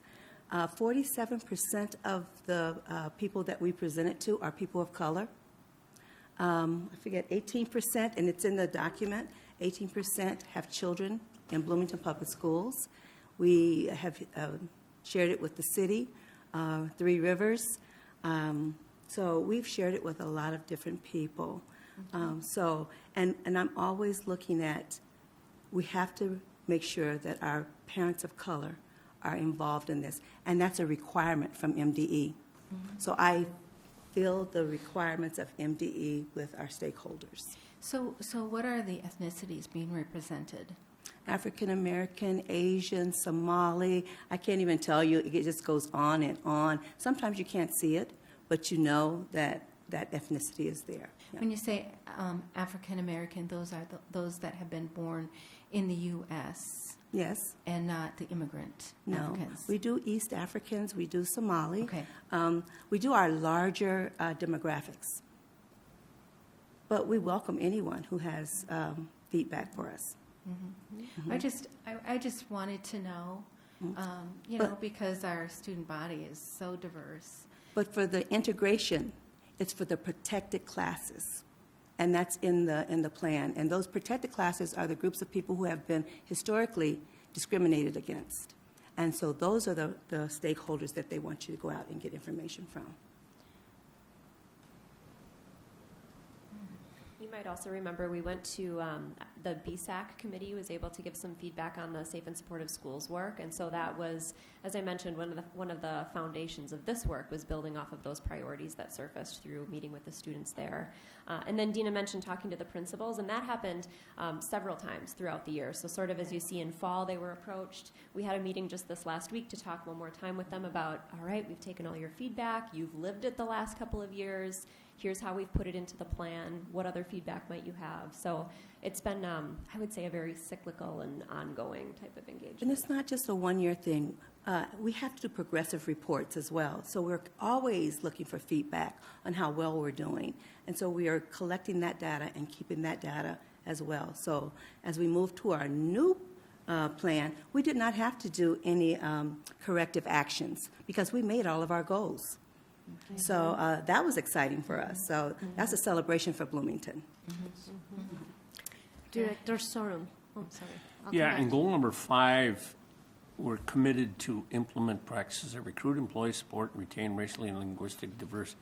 And you've been in the forefront, Dina, for this for a long time, and with other districts now also trying to increase their percentage, it gets a little bit competitive.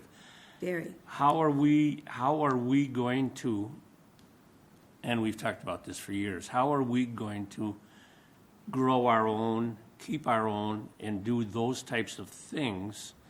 That's been through the Federation, and everybody else has been trying to do that too. And yet it's getting so competitive now because the target area isn't that broad. We have to be that lighthouse.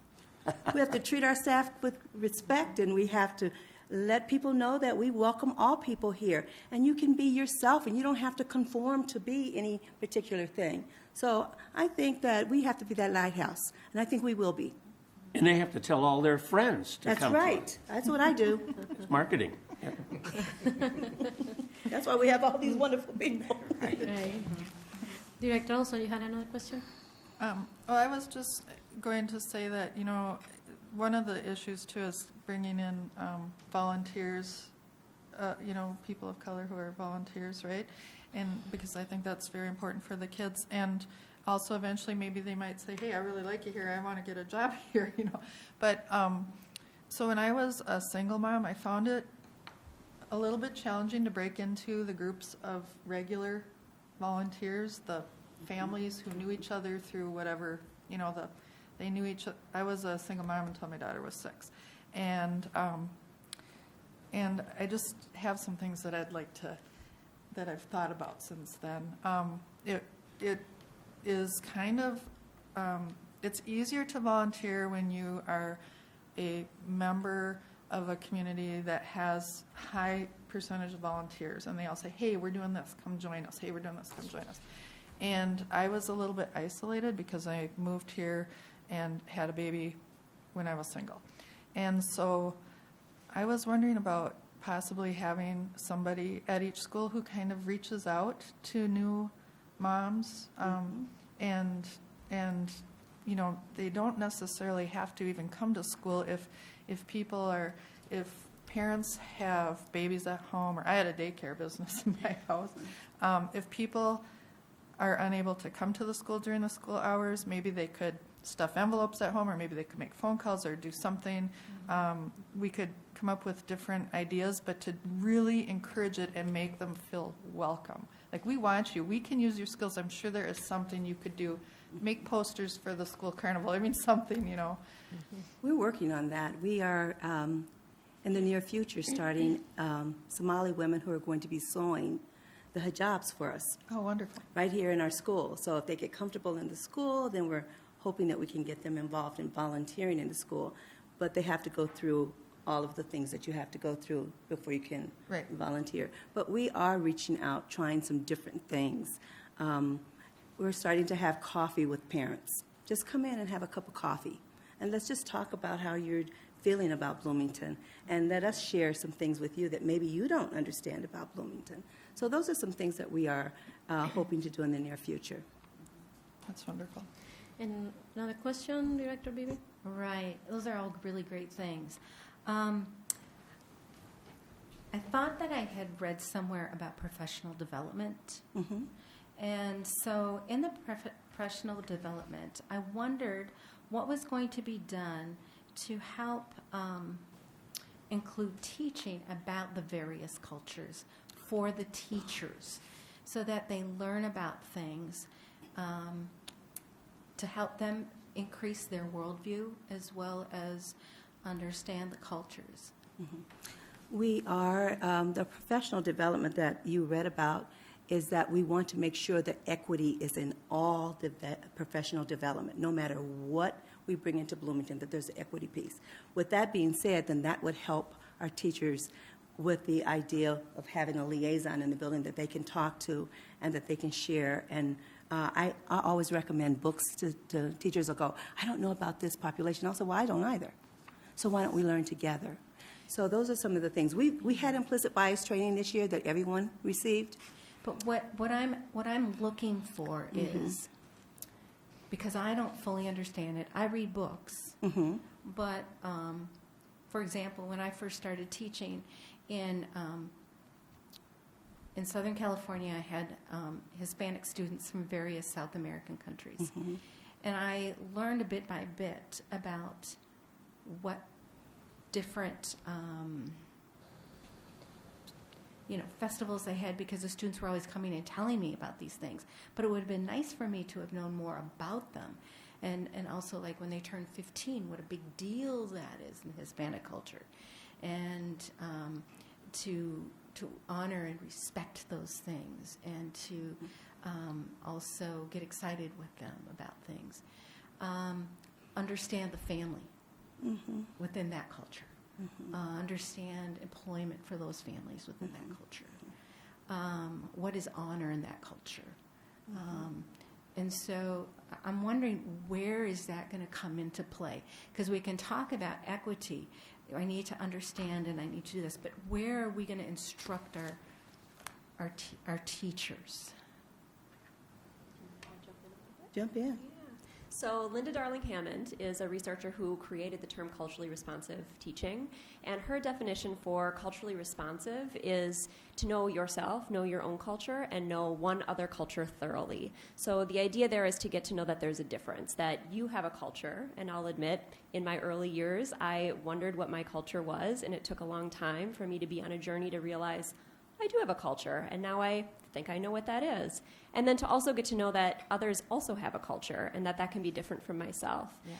And so I think the challenge is that we can never really know everything about everyone else's cultures, but that curiosity really is one of the foundational pieces of this work. And respect. And respect, sure, yes, of course. And so I think, you make a really great point, is we need to be learning about each other. It's hard for any one teacher to teach about every single culture, but I think that we can move forward having a curiosity together, and then trying to learn from each other, so that we're getting to know other cultures that are different from our own, as well as our own. Right. I just think it would be important for our teachers to have something that our district could give to them and say, these are our greatest ethnic groups within our schools. And these are some things that are really important to know about the culture that they come from, so that you have a window through your eyes of learning to make you a better teacher. You have to be careful. We have to be careful because there's so much diversity within diversity. And everyone doesn't do the same thing. And when we start giving materials about this group is that, we tend to start stereotyping. But there are some common traits. Respect. And just be open to others' opinions and ideas. Yeah. And those are all great conversations that we'll be having through the time that we're working together as we continue to go with this training as board members too, and with the help of the administration, we'll get to all those different points. And I'm sure you know that you're already working on all those different areas with the teachers already, and they know, they have a better idea by now of what's coming as well with the future, with this current training.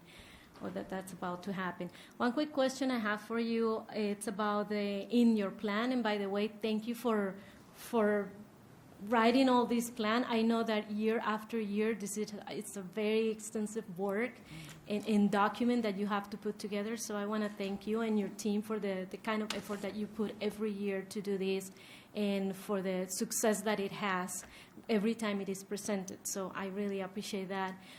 Towards the end of the document, when it talks about the PGP lead, and there's a little bit of explanation of what the work of the lead is, and how it's going to be working with our kids. But could you elaborate a little bit about that, please? Yes, we have leads. It's not just, it's money that goes to different people.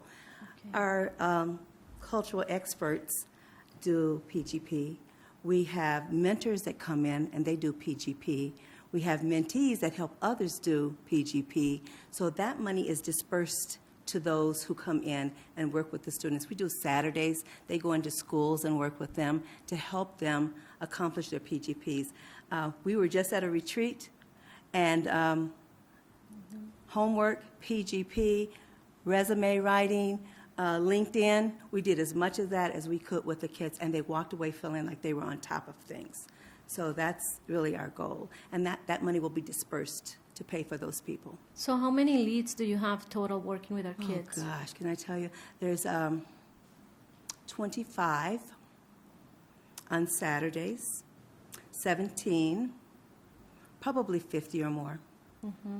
Okay. Yeah, because that's kind of been one of my concerns too, with this work that we do with the PGP. It's what's happening with the kids of color, who's actually working directly with them. So you are, and that's very reassuring to see that it's part of our plan. It's right there, it's present, so that they can get the right type of support that they need to really know what is going to happen with them once they graduate from high school.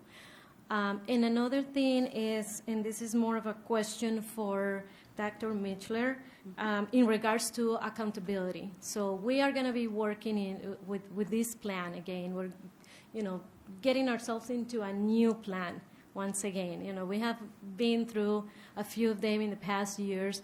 And my question is, in terms of accountability, how are we going to make sure that everybody is following the plan? And when we're talking about a number of buildings that are going to be working on this, what are we going to do to make sure that everybody is on board with the plan and there's none of these, well, I'm not really sure I want to do this, or I'm kind of leaning towards doing it, or I've been told I have to do it.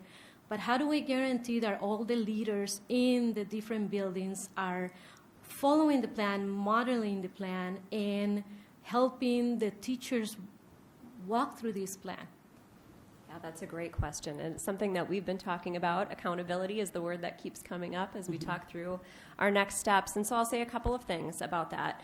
I think one is that when we think about strategically how we're going to be rolling this out, it's sort of built into that implementation plan. So we plan to have multiple cohorts over the next 3 years of folks who are, some already for cohort 1, who are already engaged and excited about this work, learning and building their capacity, and then they would be the shepherds of this work in their building and then become trainers in year 2. And so sort of the idea of, we build capacity and then folks follow instead of folks are dragged along, right? And so people, we hope, will also become excited about this work and then will want to engage versus being asked or feel like they're being forced to engage. So that's the first piece. And then the second piece is that we just feel like it's really important for the building leaders who are, they are the leaders of this work in their buildings to understand the language that we're all going to be using, feel as though they have the capacity to lead their staff, stand up and answer questions.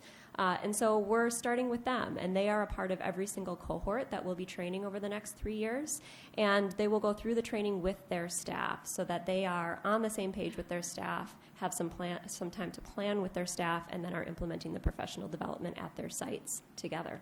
Right, because this is a very important job that we have here in front of us, an important plan that we have to follow that needs to be taken seriously. And because we're talking about people putting a lot of time, money that's involved in this. So, and not only that, but, our biggest asset, which are our kids, and our kids have been waiting for this. So we need this to be completely developed and people to follow through, all the way from the top to the bottom. So thank you for doing that. And I don't think there's any more questions. So once again, thank you both. Thank you, Dina Wade Arley, you're the Director of the Office of Educational Equity, and to all the members of your team for being here with us tonight. And thank you, Board, for supporting us. So we just got to vote. I don't think there's any more questions before we vote on the resolution for the plan. Correct? No? Perhaps. Okay. So let's vote. All those in favor of approving the Achievement and Integration 3-year plan 2020-2023, please say aye. Aye. Any opposed? Okay, well, it is approved. Thank you. Thank you. Okay, let's see what we got next. And get well, Dina. I am. How did you know that? I'm struggling. Okay, Achievement Integration Plan. Next we have graduation exercises in 2021.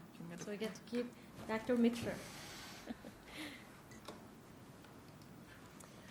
All right, so Board, what you have before you here are the plans for graduation for us coming up. Hold on, sorry, we have to read the resolution first. Thank you.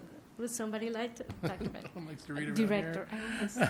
here. Be the new resolved doctors. that the School Board of Independent School District 271 establishes graduation exercises for the 2020-2021 school year on the following dates. Kennedy High School, Tuesday, June 1st, 2021, at 7 p.m. Jefferson High School, Wednesday, June 2nd, 2021, at 7 p.m. Furthermore, the School Board of Independent School District 271 establishes a location for the 2020-2021 graduation exercises at the Minneapolis Convention Center and approves the Minneapolis Convention Center permits for occupancy of the aforementioned dates. Is there a second? Second. Director Can tell Bennett, us I about couldn't that. let you be the only one to jump a resolution tonight, so I have to do that. Yes, so what you see before you is exactly that, the plans for 2021 for graduation. I don't have a long presentation for you for this one as I did with the last, so I'm happy to answer any questions you might have about the materials. No questions. Okay, so all those in favor of approving the graduation exercises 2021 resolution, please say aye. Aye. Any opposed? Okay, this resolution passes. Thank you, Dr. Mitchell.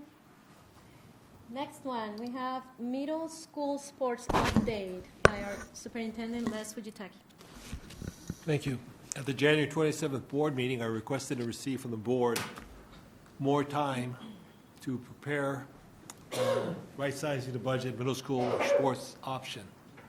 So tonight I'm here to present an update, and it's pretty much the same as my last update.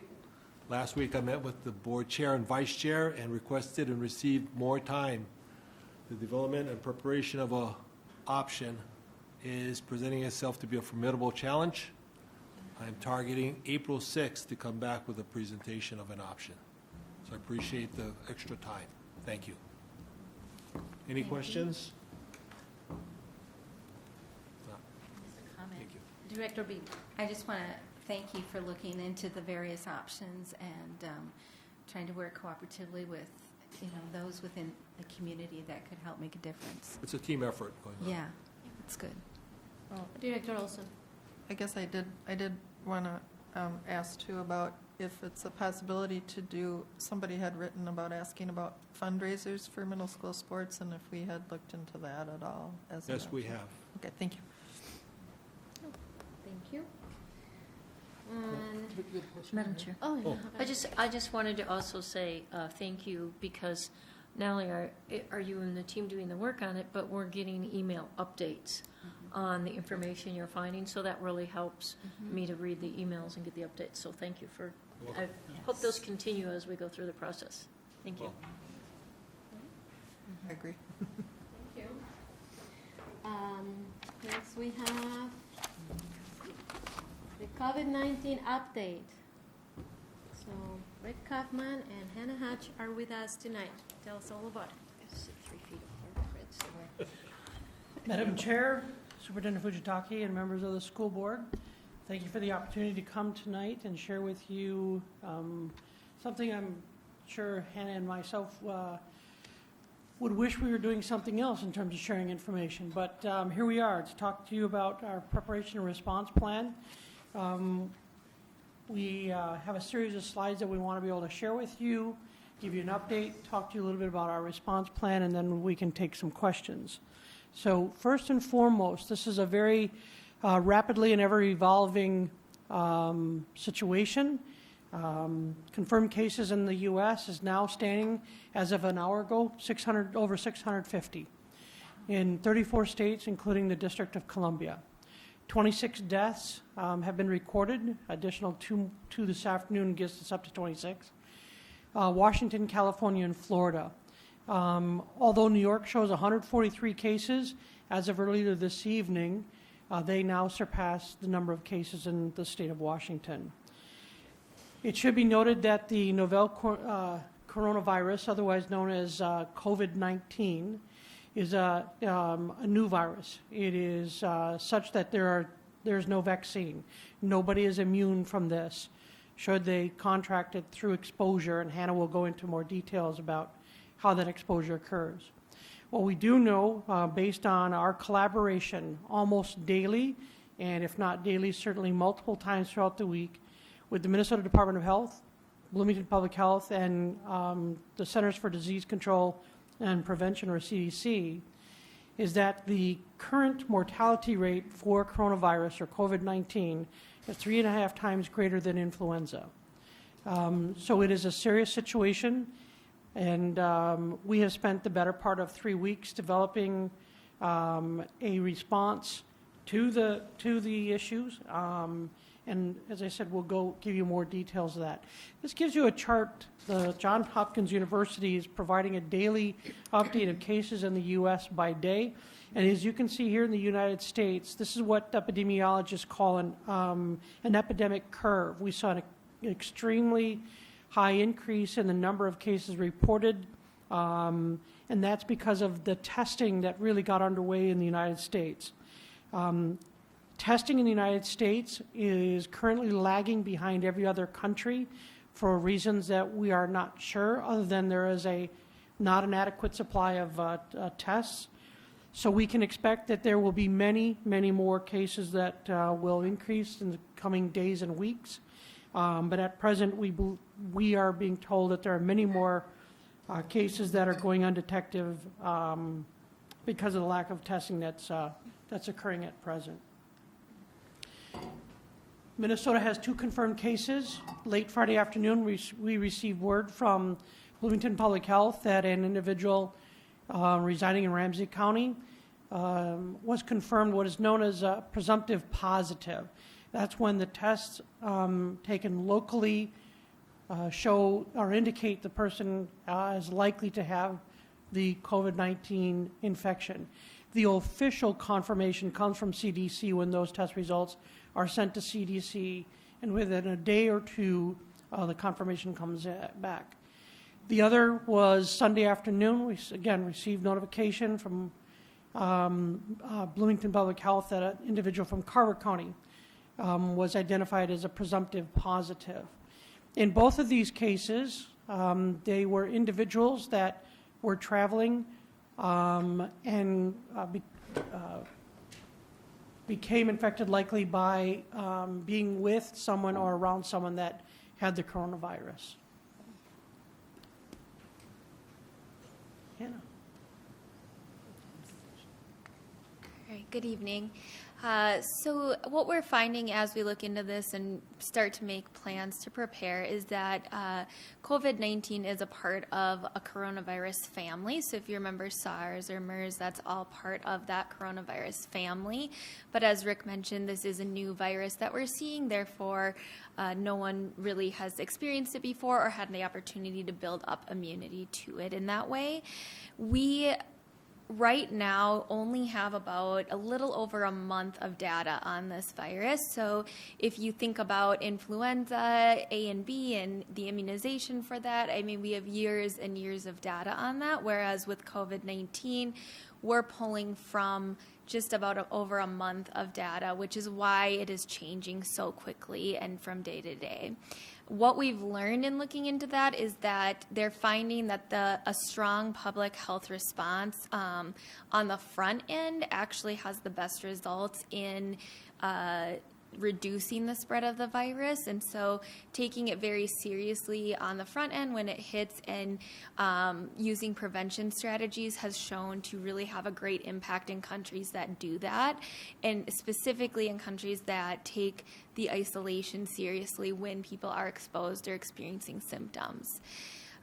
If we do have a case that gets confirmed within Bloomington, we would be notified by Bloomington Public Health and the Department of Health right away, and they would give us guidance as to how to move forward in that. In the school system specifically, they would be giving us guidance as to who we should be informing of that happening and our next steps in that. So we are in constant communication with them and relying on them for that guidance right now. As of right now, they have not made any changes to their recommendations based on the 2 cases that popped up this weekend in Minnesota. So what we are doing currently to prepare the schools for the event of COVID-19 is the first and foremost is practice good hand hygiene. That's the number one way you can help prevent it is good old-fashioned soap and water. However, they are showing that hand sanitizers are also effective. So as you may have heard, supplies are very limited right now, but we did get orders of hand sanitizers for classrooms to utilize just because we know the reality of washing hands frequently isn't always conducive in the classroom setting, so we want to promote that while also providing sanitizer. Our nurses have been in each school going around and teaching hand washing, especially in elementary, and promoting it the best they can right now. The other thing is avoid touching your face. I think, what did we read recently, that at a minimum, people touch their nose and mouth at least 90 times a day. So working to stop that. Right now, what they know is that COVID-19 spreads by large droplets. And so those droplets thrive in the respiratory system. They need to get into your respiratory system through your nose or mouth, most likely. Also could come in contact in your eyes if you're touching. So then cover your mouth and nose when coughing and sneezing. Again, this is to prevent those droplets from spreading to others. Staying home if you're sick.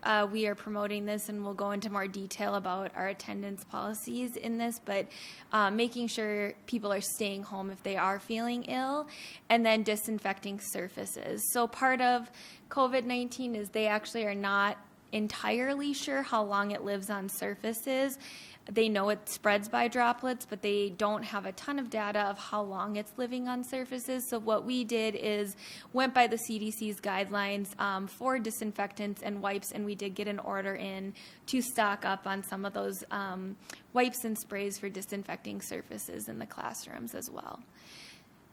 We will be also distributing masks. Now, there's a lot of debate around masks. We purchased some masks for the purpose of if people are exhibiting symptoms, the best thing you can do with a mask is ask them to wear it just to try and keep those droplets in. They actually are not recommending that healthy individuals wear masks right now. Being in the school setting, we can't force anyone to wear a mask, but if they are exhibiting symptoms, we can ask them to wear a mask. If they're unwilling, we do have masks that the nurse could wear while caring for them. So we do have a response plan, and it's designed to minimize disruption to teaching and learning and to protect our students and staff from the potential exposure to and the spread of the virus. Currently, the team is, as you can see on the screen, Les has tasked Hannah and I to monitor the work of the response team. We meet weekly. As part of this, members of the team also receive a weekly update from a combined MDE, Minnesota Department of Education, and Minnesota Department of Health update. Then we've also met with Bloomington Public Health, and we are looking either to do weekly or every other week meetings with BPH. Again, it's a very fluid situation, and so a lot will be dictated by how it is spreading in Minnesota and any other changes, as Hannah mentioned, in terms of recommendations towards response to that.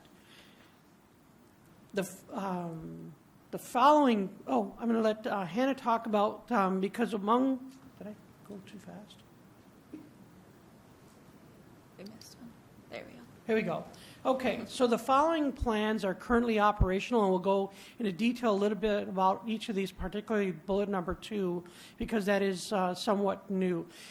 I should mention that our initial response plan is really modeled and mirrors that which we developed in response to the H1N1 in 2009-2010. If you recall, it was one that really hit after the first of the year, so it was more of a winter effect.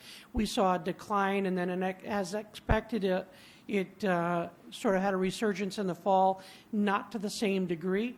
But a lot of our work over the summer was to inform parents that it was going to come. We don't know what this one will do. The scientists and epidemiologists don't know exactly what it will do. They are studying those countries that are currently in their summer phase as opposed to those cold climate places. With respect to school closures, that direction will come from MDH via Bloomington Public Health, although the schools that have closed across the country in response to local incidents of COVID-19 have been done at their determination. In some cases, it's been done at an abundance of caution, and for those schools to actually do a deep clean.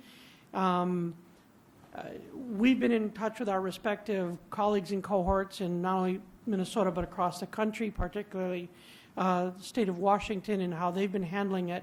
And all of those decisions of school closures has been done with a lot of forethought and planning, and knowing that there are certain triggers that the school district needs to consider in terms of whether or not to close the school. That will be done on a case-by-case basis. We are recommending that the superintendent obviously see what those incidents might be, and so we will not be sharing publicly what those individual incidents are, because it really is contingent on where, who, when, and how many the potential may be impacted. As such, our new student absence and health monitoring, I'll let Hannah go into more detail, and we'll talk about these other pieces. All right, so we are working to just look at and revise our attendance plans right now. As you're aware, the attendance policy just went through, and so we just looked into that as to how that would be impacted given if there were an outbreak of COVID-19.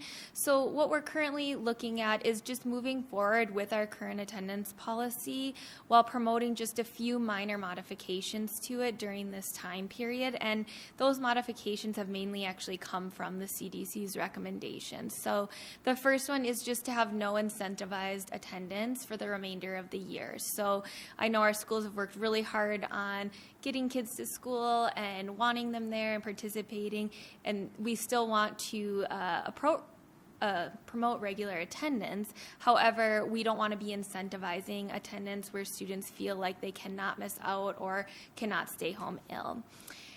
Students will also not be required to provide a medical provider's note for any influenza-like illness, even if they've reached the current excused absence threshold. So what this means is we hold an attendance policy, and if you've called in, I believe it's 8 or more times for excused absences, then we usually require a doctor's note excusing that ill absence. We would not be requiring that during this time for a few reasons. One, we're aware that if there is an outbreak, our clinics and hospitals will be overrun with people trying to be seen, and we don't want to be putting our families and students at risk going in just trying to get a note if that's not if it's not necessary for their medical condition. And also that right now what they're finding is a little over 80% of people actually can manage it at home, and they're advising not to come in if you can manage it at home, just to help decrease the spread of it. So we're just making that modification. We also don't want people to feel like they need to attend school if they're unable to obtain a medical provider's note. So if they are reporting the cough, fever, respiratory symptoms, things like that, we would make that modification for them during this time period. In addition to that, we are encouraging parents to report students' symptoms when, if the absence is due to an illness. Again, this is not a requirement, but we would be asking just for our own knowledge and safety of all of our students at school. We currently do track influenza-like illness in our school, and will continue to do that throughout this time period. We are also preparing additional staff to help with this tracking, just in preparation that we know that we could have more absences around that are respiratory related or influenza related, COVID-19 related. So just preparing extra staff to help us track some of those absences, and then we will report to the state if we meet appropriate thresholds. In addition to that, we've talked about attendance for staff. So this is important because what we are seeing and do anticipate is that it will actually impact adults more than children. It seems that adults are getting more severe symptoms with it and are being impacted more severely than the pediatric population. So we are strongly encouraging staff to stay home from work if they are experiencing any influenza-like illness symptoms. Again, that's the cough, fever, respiratory symptoms, shortness of breath, anything like that. We are also asking if they're willing to report that. Again, that's just for us to be able to keep our students and other staff safe and kind of have a gauge on where people are becoming ill and what they're becoming ill with. It's not a requirement, but we're asking that they would report that. We would ask staff to also follow the student recommendations in that they would need to stay home for 24 hours after they are fever-free without medications assisting in bringing that fever down. If staff are at high risk for contracting COVID-19, we just are asking that they follow the CDC's recommendations and taking additional precautions around that. And then lastly, if staff do become sick at work, we are making allowances to assess them in the health office and see if they are exhibiting a fever or symptoms that they would need to be sent home for. Okay, so you see, then we get to the fourth bullet point. Continuation of learning plan is, should a student be out of school because of symptoms or maybe on what they call in-home monitoring because they're exhibiting symptoms of influenza-like illness. We have a continuation of learning plan for all levels of education in the district. We've also developed student exclusion guidelines for events, athletics, and activities. Again, this is really driven by the incidence of any cases in and around Bloomington that would have events, lots of people gathering for these events or athletics and activities, that students would be excluded from participating if they're not in school, but also to reduce the likelihood of spreading that.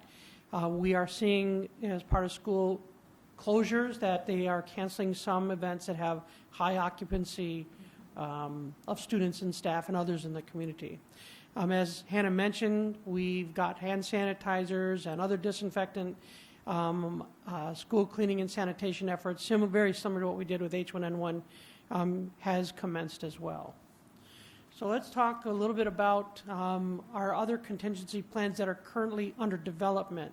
So while we have a continuation of learning plan, we have a team that is meeting tomorrow to move along a school closure instruction plan. Should we have a school or schools in the district that we are closing as a result of an outbreak or in an abundance of caution about a potential outbreak, what are instructional plans associated with those? So that additional information is forthcoming. And then what is the requirements? Should we close school for employees if we have some form of distance learning, e-learning, or any other terminology similar to students learning at home and what it's expected of employees in those situations? Transportation contingency plan. As Hannah mentioned, this illness is currently hitting our adult population, and particularly those over the age of 60 and with immunocompromised systems. Our transportation department currently, a lot of them are adults, mid-50s and older, so it could hit them pretty hard. And should that be the case, how do we maximize either transporting kids with the staff that are licensed to do so, or what other steps we're taking? So that contingency planning is currently in the process as well. And lastly, under this contingency planning is food services. There are a lot of free and reduced students in our district, as you know, that not only are served breakfast, but served lunch, and in many cases, they also take a backpack home for the weekend. So we are working with FDA, Federal Department of Agriculture, that monitors or manages, I should say, the school nutrition program, about what recommendations they have for providing food to students. And there are some guidelines already out there that have been in place for some years for schools that are impacted by severe weather, flooding, things of that nature, or epidemics or pandemics of this nature. Okay. Finally, and then we'll take questions, is any kind of response requires a significant amount of communication that is not only timely but efficient and is really targeted. You have, we've provided you with links to a lot of the communication that's going out right now. We are targeting parents with weekly updated information, as well as staff. Staff receive the inside page. So there'll be frequent updates, again, driven by what we know, and if we need to increase that, the number of pieces of communication information. We are really providing that from a central perspective so that we are consistent with our message to staff and parents, where there is the importance of making sure that we're all on the same page and operating as such. We've asked for staff to increase their knowledge, if you will, through the various different newsletters online or the website, as well as parents. And so just to reiterate that the information that is out there will continue as long as we are in the throes of this, and probably through at least the end of the current school year. With that, we'll be happy to take your questions. I do want to make one note, though, and I don't know if I can put a whole lot of underscores on this. This is very, very taxing on currently administration and school-based folks to develop plans and responses. Each day we are getting new information. While the guidelines and recommendations are such, it's important that we look at all the different facets that could impact the district, particularly now as we see schools that are closing in numerous states. As such, our time is limited to this task. And so I would just share with the board that when we talk about capacity right now, we are going to be limited in our ability to assist in other large projects that are either the board or the district has on its plate, until we can at least get over the hump and see where we are in a month or two, if not more. With that, I'll take your questions. Director Sorum. Two quick ones. When you talk about surfaces, does that mean clothes also, our outer garments and everything else like that? How often should we wash our clothes? That's a great question, and they don't really know right now. So what they're thinking is the main form that it's spreading in is larger droplets, so very similar to your common influenza. The research I have read on it is that because it is a virus, it really likes to live in its normal habitat. So anything that is outside of that, in a cooler environment, not moist, things like that, they do not think it lives very long. Now, again, this is newer research. It could develop and change, but what they're thinking is that it really does not live super long on other surfaces outside of the body. And then do we have some students wearing masks to school now? So we do have a few. If they feel that it's necessary for them to wear it, then we do not stop them from wearing a medical mask. We do ask that they're not wearing like Halloween masks or anything like that of that sort. But we have allowed them to wear medical masks if they feel that that's necessary. But again, I would stress that the recommendation is that it actually can be less beneficial for a healthy person to be wearing it because it can actually trap the droplets in. So really what they're seeing the benefit in is if you are ill and exhibiting those symptoms of wearing it to help keep it from spreading to other people. Thank you. Director Olson. Yeah, as well as people, I guess, adjust their masks a lot and touch their masks a Yeah. lot.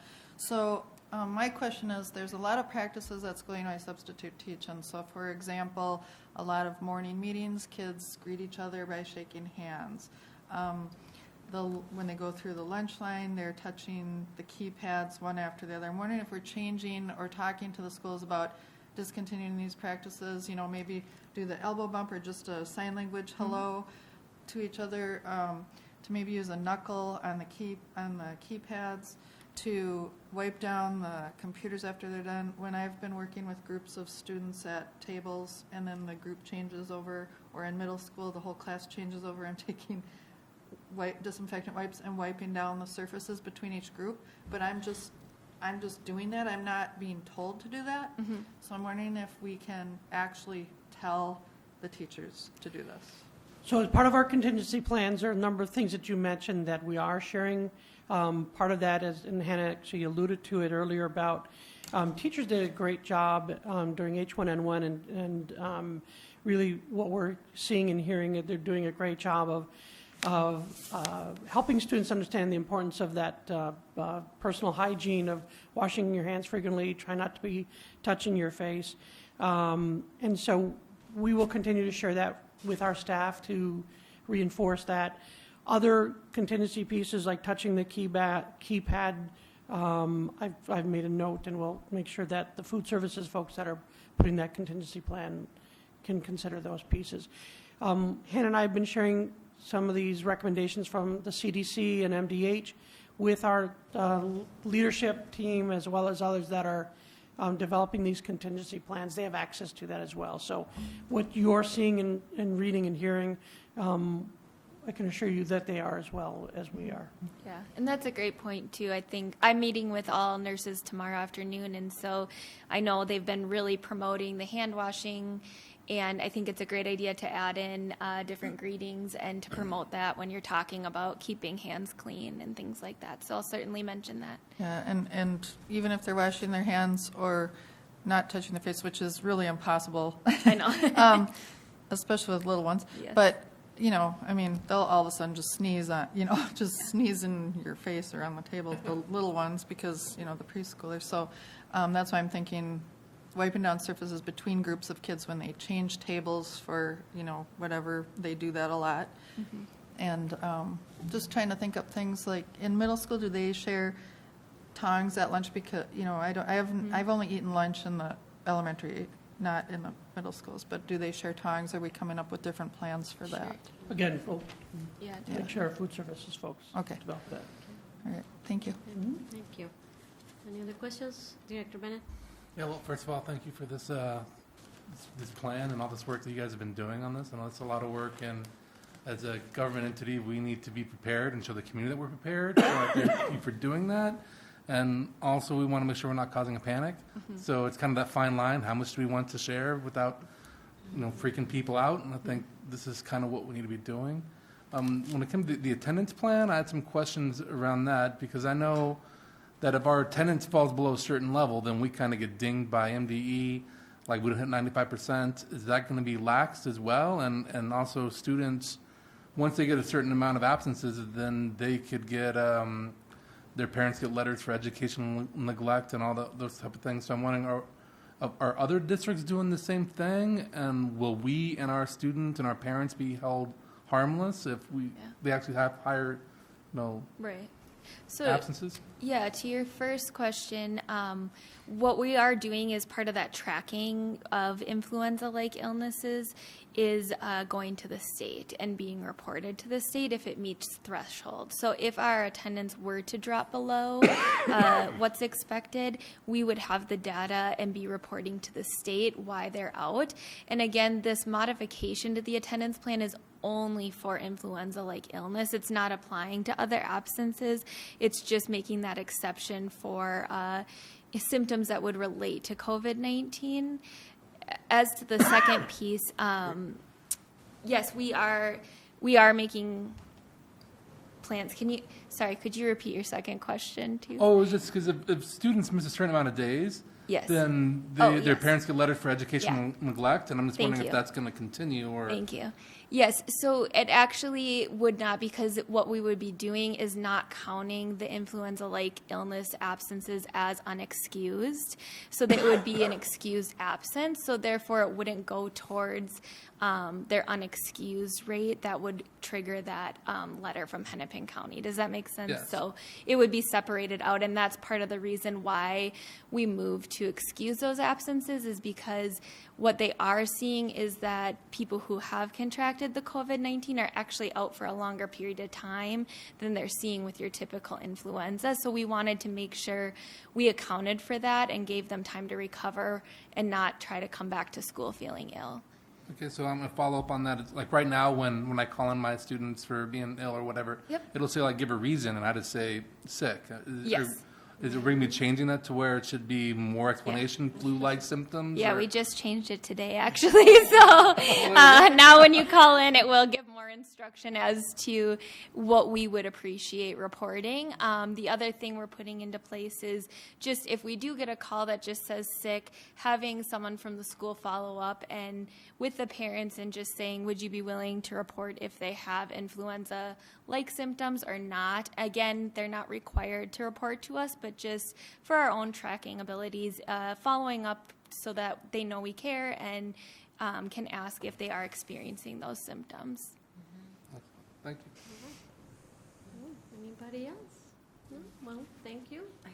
Just Director one Beebe. other, yeah, just one other. I know that when we've had snowstorms coming in and we're trying to get substitutes for teachers who can't come in, what are your thoughts on the ability to get substitutes for teachers that are affected by this? So I think it goes back to part of the contingency planning that we'll be working with Mary Burrows and her staff is all staffing. What is the impact where we have too many kids and not enough adults in a school? And our substitute teachers, we don't have enough of that pool to call them in. So is it make more sense to close the school, obviously for safety reasons, or do our best with what we have? Yeah. That's part of our ongoing contingency planning and conversations. It's a difficult one because if the Twin Cities is hit hard, like some of the other school systems that have been reported, the run on substitute teachers and other staff and volunteers may dwindle very quickly. We also believe, again, based on what we're hearing from those school districts, that there is a reluctance of some persons who are substitute teachers or substitute paras that don't want to go work at a school that might be experiencing this because of, as we heard from Bloomington Public Health, students are master germ shedders. And so it's one of the things they're reporting is not only their own staff that are reluctant, but going to work because that's what they do.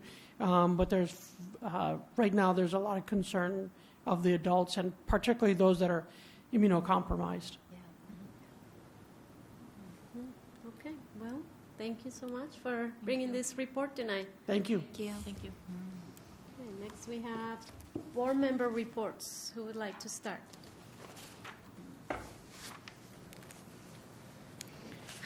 Director Beebe. We had a wonderful book fest, well attended. They believed there were at least 400 people there, if not more. And just the families that came were so thankful.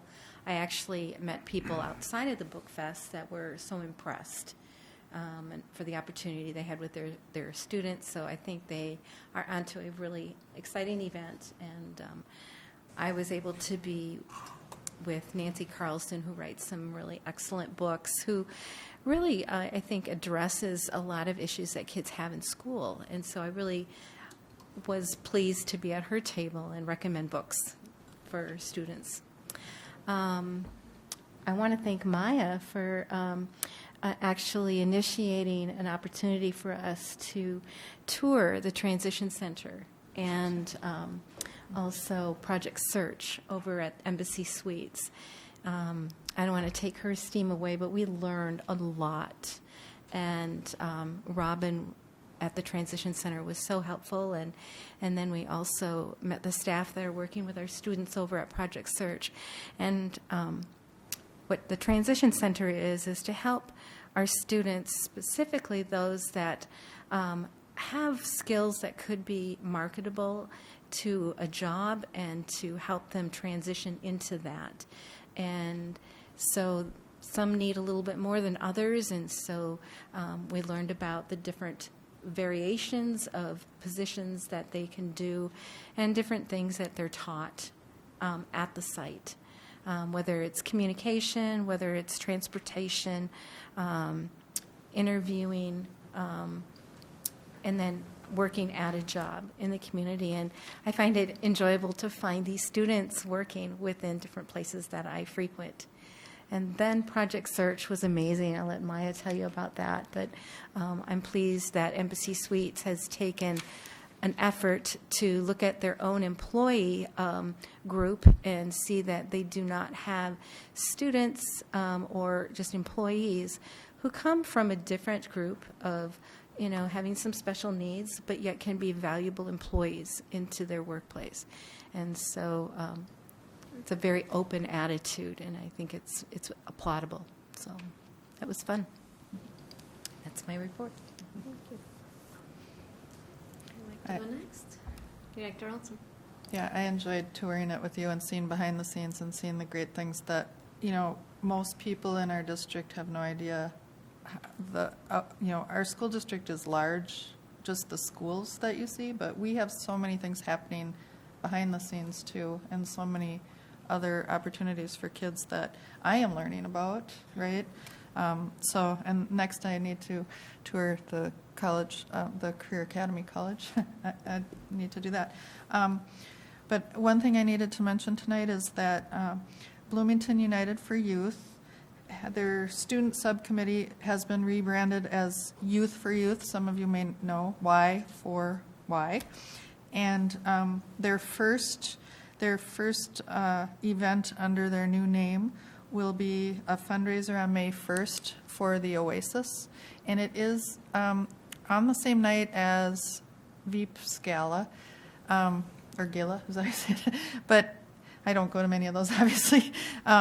They're both the same night, which is unfortunate. However, they're very different. One is fancy and one is led by the students, and they're both wonderful opportunities. So I think it's a good problem to have, that we have the community reaching out to the homeless population and helping in that way in so many different ways.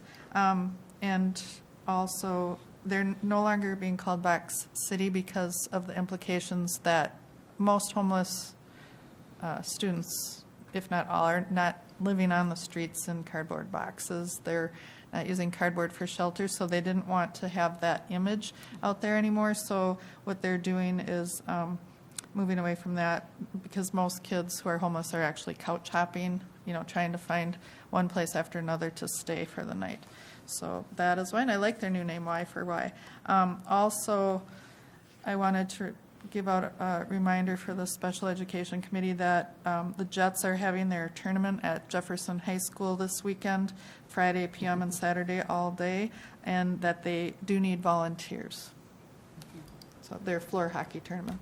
All right, that's all. Thank you. Director Steigen. I just wanted to mention quickly, the position I had at the Book Fest was to be at the front door, but I did the second half, so I also had a lot of people going out, and how their comments were so positive. Thank you. It was such a great time, and many people said it was so well run that they were really impressed with it. But the best comment was a little guy that told his family, his parent or family member came over and told me that he had said to them that he was hoping that you could have the Book Fest for 100 days. Oh, cute. So I thought that was the best compliment to everyone. I also attended the Pathways Advisory Committee. Main topics there were someone updated him on the Safe and Supportive School Plan, and then the visual art and music curriculum update, and part of that was showing the Native Arts Learning Trunk, so I think people there found that very interesting to see those. I also had a chance to attend the production of Newsies at Olson Middle School, and once again, we have such talented students and staff to pull off all these wonderful things that we have the privilege of attending, but the other part of this that I thought was so interesting is so many of the shows maybe don't have the historical perspective that Newsies does, and for people to understand that really is based on a strike that really happened, and that, believe it or I think how many of our students know that if you were poor, you didn't go to school. that only people of wealth went to school then, and all the poor kids were working in factories 6 days a week, 12-plus hours a day, until there was a movement to have child labor laws and labor laws in general to protect that. And so I just thought, what a wonderful lesson for our students, because how many of them know that? I mean, I know adults that don't know that. So, I just thought, wow, what a history lesson also in the production of that. So it was a great event.